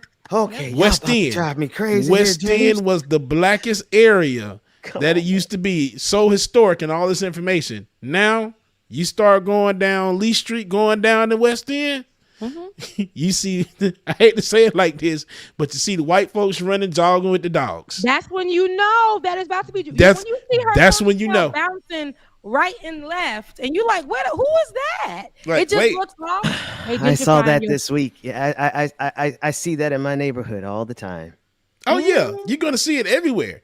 But guess what though? But here, go ahead, brother. Go ahead. I was about to say, in my area, we've always been a mixture. So that's why I like my little suburban area, my tri-state area, tri-city area where it is. But once you start going to certain parts in Atlanta where you never saw our Caucasian brothers and sisters at, you already know what time it is. It's a cycle.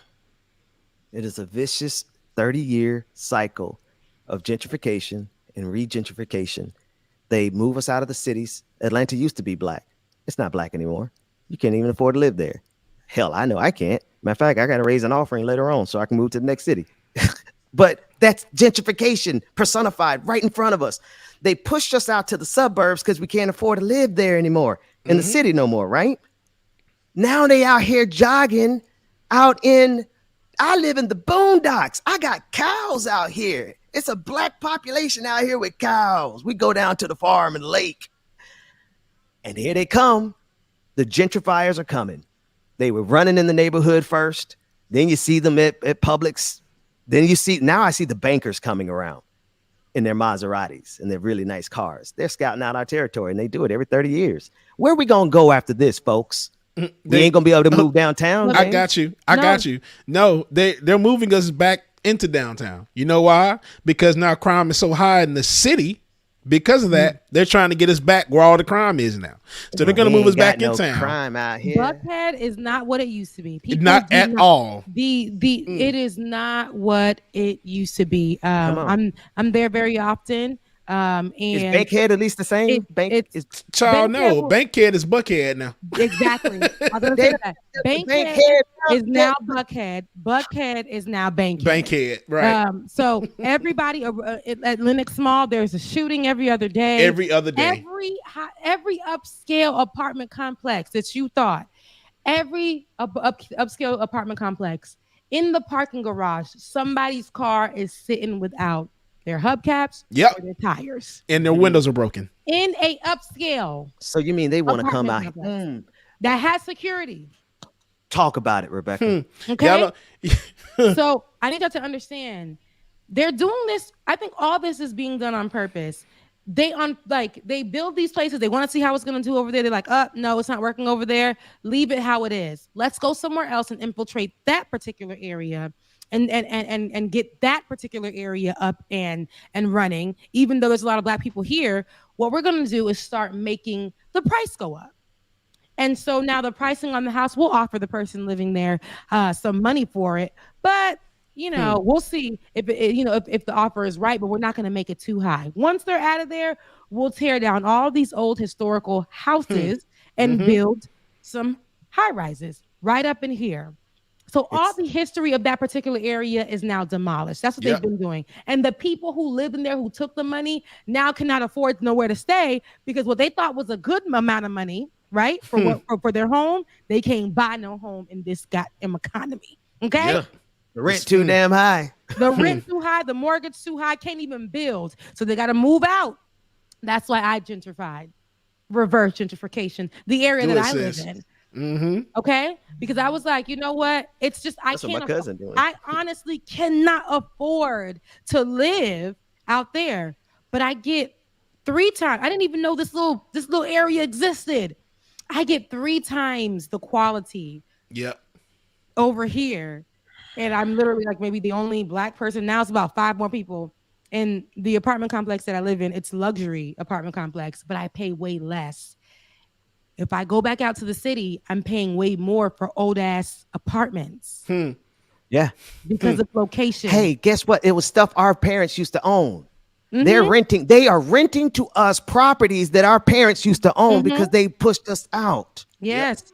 People are, but those homeless people, if you talk to them and ask them where they used to live, they're going to say right there. You can say right there where those apartment complexes are. They think they're going to do that to my neighborhood? They don't know who the hell live in their neighborhood. I'm gonna quietly organize. Go ahead, Rebecca. Yeah. So, but like, I have a video of what I think I said the story. I be saying my stories all the time. I turn into Benjamin Dixon. But I have a video of when I went to see Lion King, and look, because I was dating somebody else at that time. Now about 2017, 2018, and we went to go see Lion King. And we're walking down the street, and I look over. Well, again, a happy moment. And I see a mother, a husband or a partner, and 2 kids. The degrees outside had to be about 30. It was freezing and they were sitting there. And there was a newborn baby and about a 2 and 3-year-old. They looked like they were freshly kicked out. And the newborn baby was crying red because she had to be freezing. And I'm like, God, like I stared and I'm like, what can we do? So, we gave what we had, but what was that going to do for that person?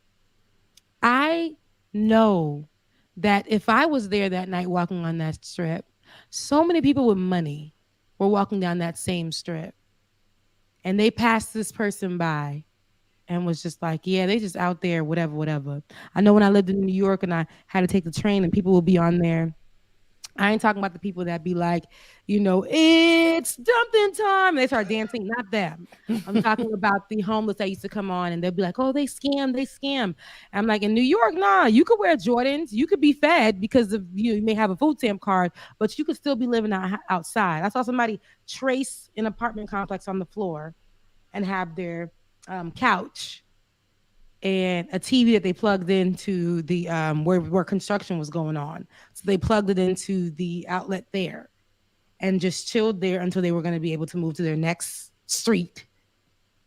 Like, oh, I go to this place, I get dressed there, and then when it's time for me to sleep, I still got to sleep outside because I can't afford rent.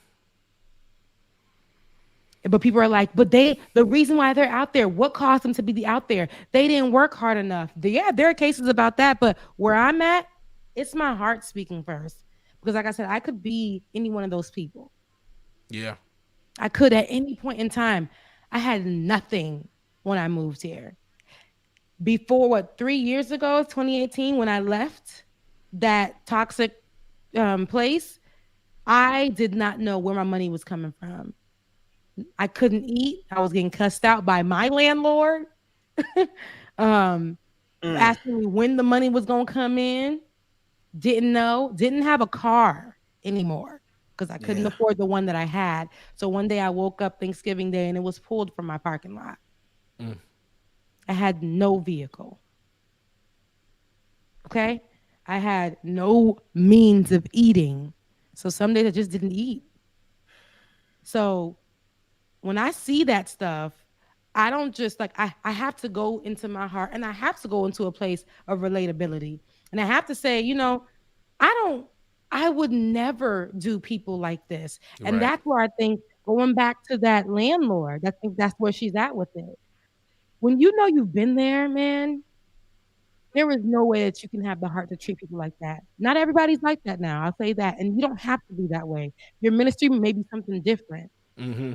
But for me, in my heart, in my home, me and my house, I will never, no matter where I am in life. Yes, you'll see me one day, as luxurious as possible. I don't even have it right now, but I still make sure I live as luxurious on my terms as I need to, right?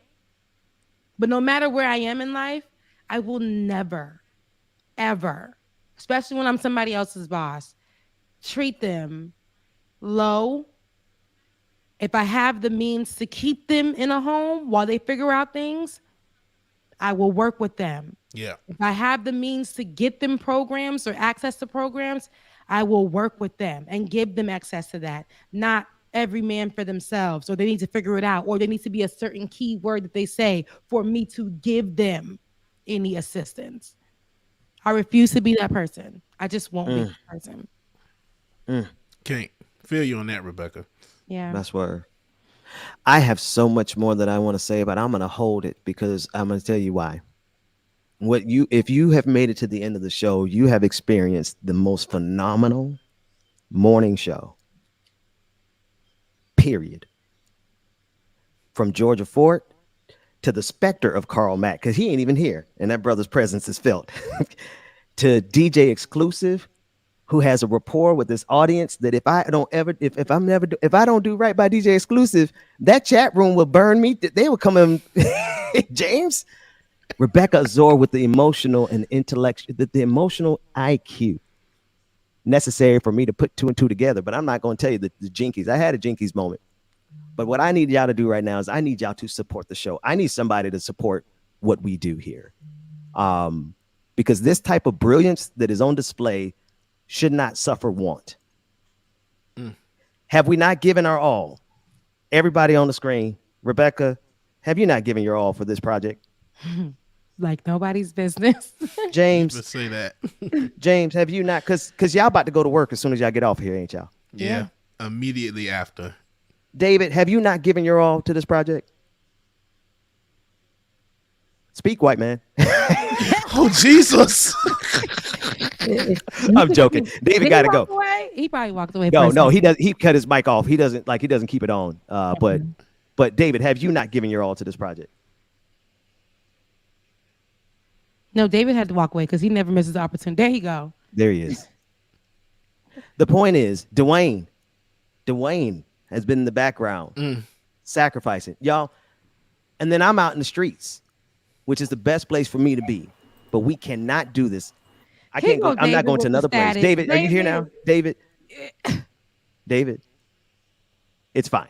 We know you sacrificed because the patrons know you sacrificed. We got 1 minute. I want to end on time. I'm here. My mic keeps malfunctioning, but yeah, no, what, 5 years in running now, Ben? 5 years. 6 years for me, 5 Something years. like 6 for me, 5 for you. Rebecca, 4. James, I known you for 20. Right. You know, crazy. You know what I mean? It's wild. Folks, I need to ask for myself first. Whatever my PayPal link is, somebody put my PayPal link on. Y'all know I ain't never asked for nothing. So you know if I'm asking, that means I've given my all. Bless your boy. And I'm pulling up on a couple of people. Rand Paul, you can expect me. Y'all, matter of fact, let's do some bounties. When I have no regard, I have wanton disregard because I got the vaccine and I travel with a safe team of COVID minded people. We gonna pull up on these clowns. I'm tired of talking about them. It's time to talk to them. So we're gonna create some bounties. Y'all tell us who y'all want us to go and talk to. James, you want to pull up on somebody? James, you and I we already discussed our plan, how we gonna do them. Rebecca, you just tell me how you want to facilitate your time. But then I also need y'all to go to patreon.com/like it or not and become a permanent supporter of this program. Those of you who are supporters of the Benjamin Dixon Show Patreon, listen, I know there's a lot of Patreons, but guess what? We're working on that. We're working on a solution. Their tactic has always been to divide us. And the way I guess I'm going to close it out here, Rebecca, because I can't leave it. I don't want to leave it unanswered. Here's what's going on. It's about the land. The gentrification, it's about the land. The ignorance that I honestly think all that we're seeing right now is going to be a play to capture once again in this 30-year cycle that we have seen the very thing that displaced and dispossessed our parents in the inner city during the Great Migration was gentrification. Our parents moved out to the suburbs and built communities out there because we couldn't afford to live in the city. And now they're coming out to the suburbs to re-gentrify us all over again. Y'all, they're stalking us. It is a plague. It is a virus. White supremacy, greed, capitalism, it will never stop. It is never satisfied. And it is coming to our neighborhood, to a neighborhood near you. That's as much as I can give you of my jinkies. Everything else is going to be behind the scenes. Rand Paul, hey, we're pulling up. That's if someone can sponsor the bounty. That said, James, Rebecca, y'all got anything else? This has been a magnificent show, y'all. Like every one of y'all, Rebecca, you come in and in no time flat show exactly why you are who you are and you rocking with us. And we're proud to have you, sis. Well, I'm glad to be here as always. Did somebody put my Patreon, my PayPal link up? I don't know What it is by my heart. PayPal link? I ain't never asked for nothing. Put my PayPal link up on the I don't screen. know Go it ahead, by Rebecca. heart. I don't know it by heart. Oh, Jesus, man. Yo, get the lower third. Get the Benjamin Dixon Show lower third. Put that thing up real quick. I need that PayPal. I need that thing, that vibration. We can give it a good 60 seconds while David figures out. I need that to start going I on. got it in the ticker. There it is. Patreon. No, I don't want the Patreon. I want the PayPal link. You gotta give. Okay, send me the link. Rebecca, get us out of here before we go off the deep end. Can you drop the link to can you drop the link to Benjamin Dixon's PayPal in the comment section? Pin it there so that people know where to find it. I'm giving you guys a good 60 seconds. So look, this is going to be that portion of the show where we are going to be pushing for income. You guys, listen to me and listen to me good. Just like Ben said, this is a great show. This is a great opportunity for us to get together every morning, have the conversations, have the feel goods, go through the motions of everything. There's so many different topics that we can touch on.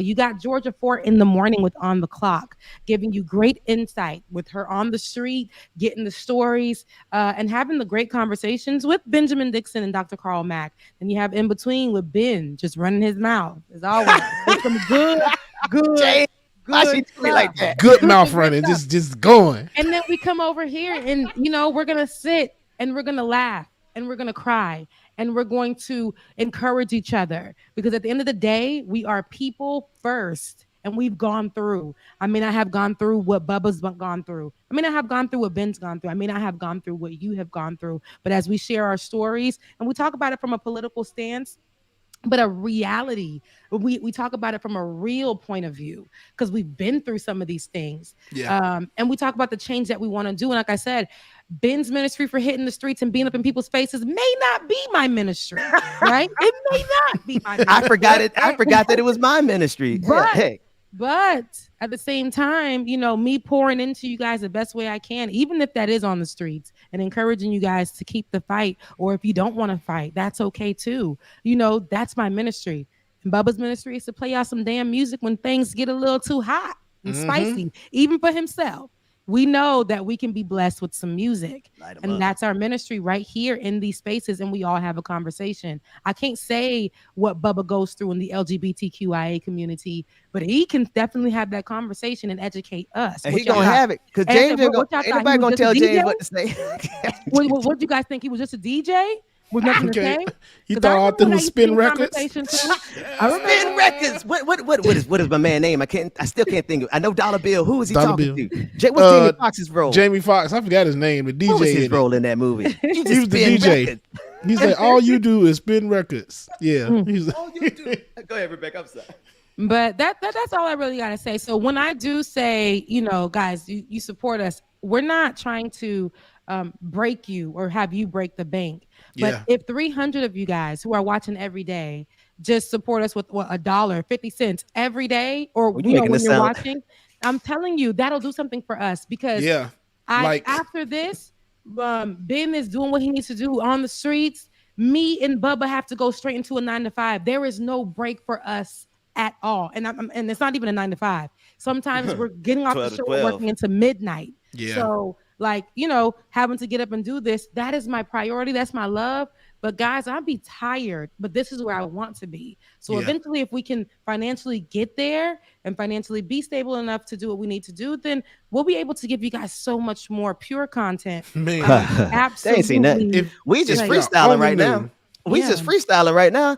Yeah. We improvise better than some of y'all favorite podcasters do an entire production. That's what I'm saying. So and they get paid and they do, you know what I'm saying? Like they get paid from the YouTube space. They get paid from all that. And I'm not knocking nobody that watches this because I love you guys. Man, David, drop my name and just leave my PayPal link up there. And I know that you guys support us so much. But when I just want you to understand that when we do exactly, Rebecca, when we do move and we ask for money, it's not because we're trying to wear you guys down. That's because we want to be here every day with you. Right.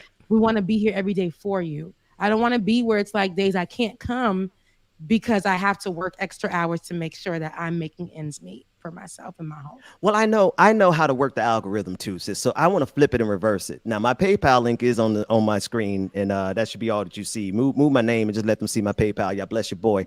But we're gonna flip it. We're gonna flip it and reverse it. I'm putting bounties. These people cannot hold up to the intellectual weight of now Black person. But I don't know how many of us are wild enough to pull up. Well, I got a wild ass white working class neighbor by the name of Jimmy.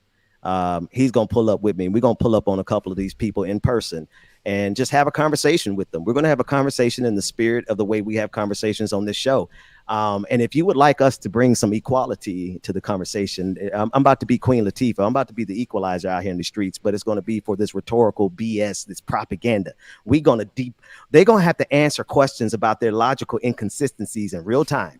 Because I know, y'all know my brain. I'm data over here. I'm calculating in real time every lie that they are telling. I want them to answer for that. Now we're going to create bounties and y'all going to fund that, or else we ain't going nowhere. I'm going to sit in my garage and have fun with Jeremiah. Y'all, Rebecca, that's where I am. Love y'all, mean it. Let me get off here before I ruin my show. All right, guys. I love you guys. Your show. I almost passed the hell out. My head and hit the microphone. That's the way to end today, ladies and gentlemen. That is the way to end. Light them up. Guys, I love you guys so much. If you guys want to support and tip your DJ, tip your DJ. Host, my Cash App is Becca's Voice. That's BECCAS. You can't do more than one offering at a time. Listen, decency and in order. No, if you guys want to or not want to, but I'm just letting you guys know. People can listen to this next year.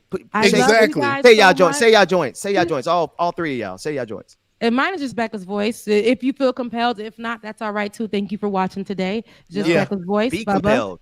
If it's 2023, I need you to drop Rebecca a random blessing. James, go. Mine is DJ X3C. I love y'all, mean it, and greatly appreciate it. Whatever day you're listening to this, drop each of them a random blessing. I don't care if it's 2050. Bless their children. David, go. DKG87. And y'all are all giving them what? Cash apps or PayPal? Cash. That's those Cash all app. three are cash apps. All three are cash apps. I don't care what year you're listening PayPal to are today. for boomers. Today is Right, today is David. August 10th, 2021.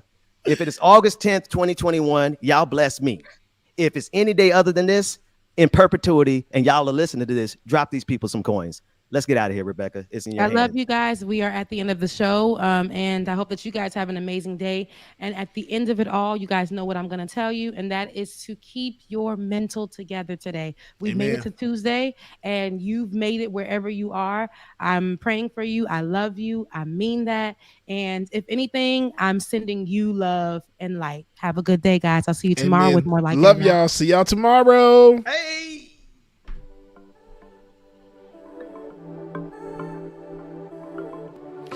Deuces, y'all. We will see y'all in the morning. It is time to go clock in for corporate America. Love y'all, mean it, man. Make sure you support if you can. We love y'all, mean it. Patreon.com/like it or not. Patreon.com/like it or not. Deuces, y'all. May break my bones, but your words can't hurt me. No, you just can't hurt me. No, I ain't been right more than I've been wrong, and it still can't hurt me. No, it just can't hurt me. No.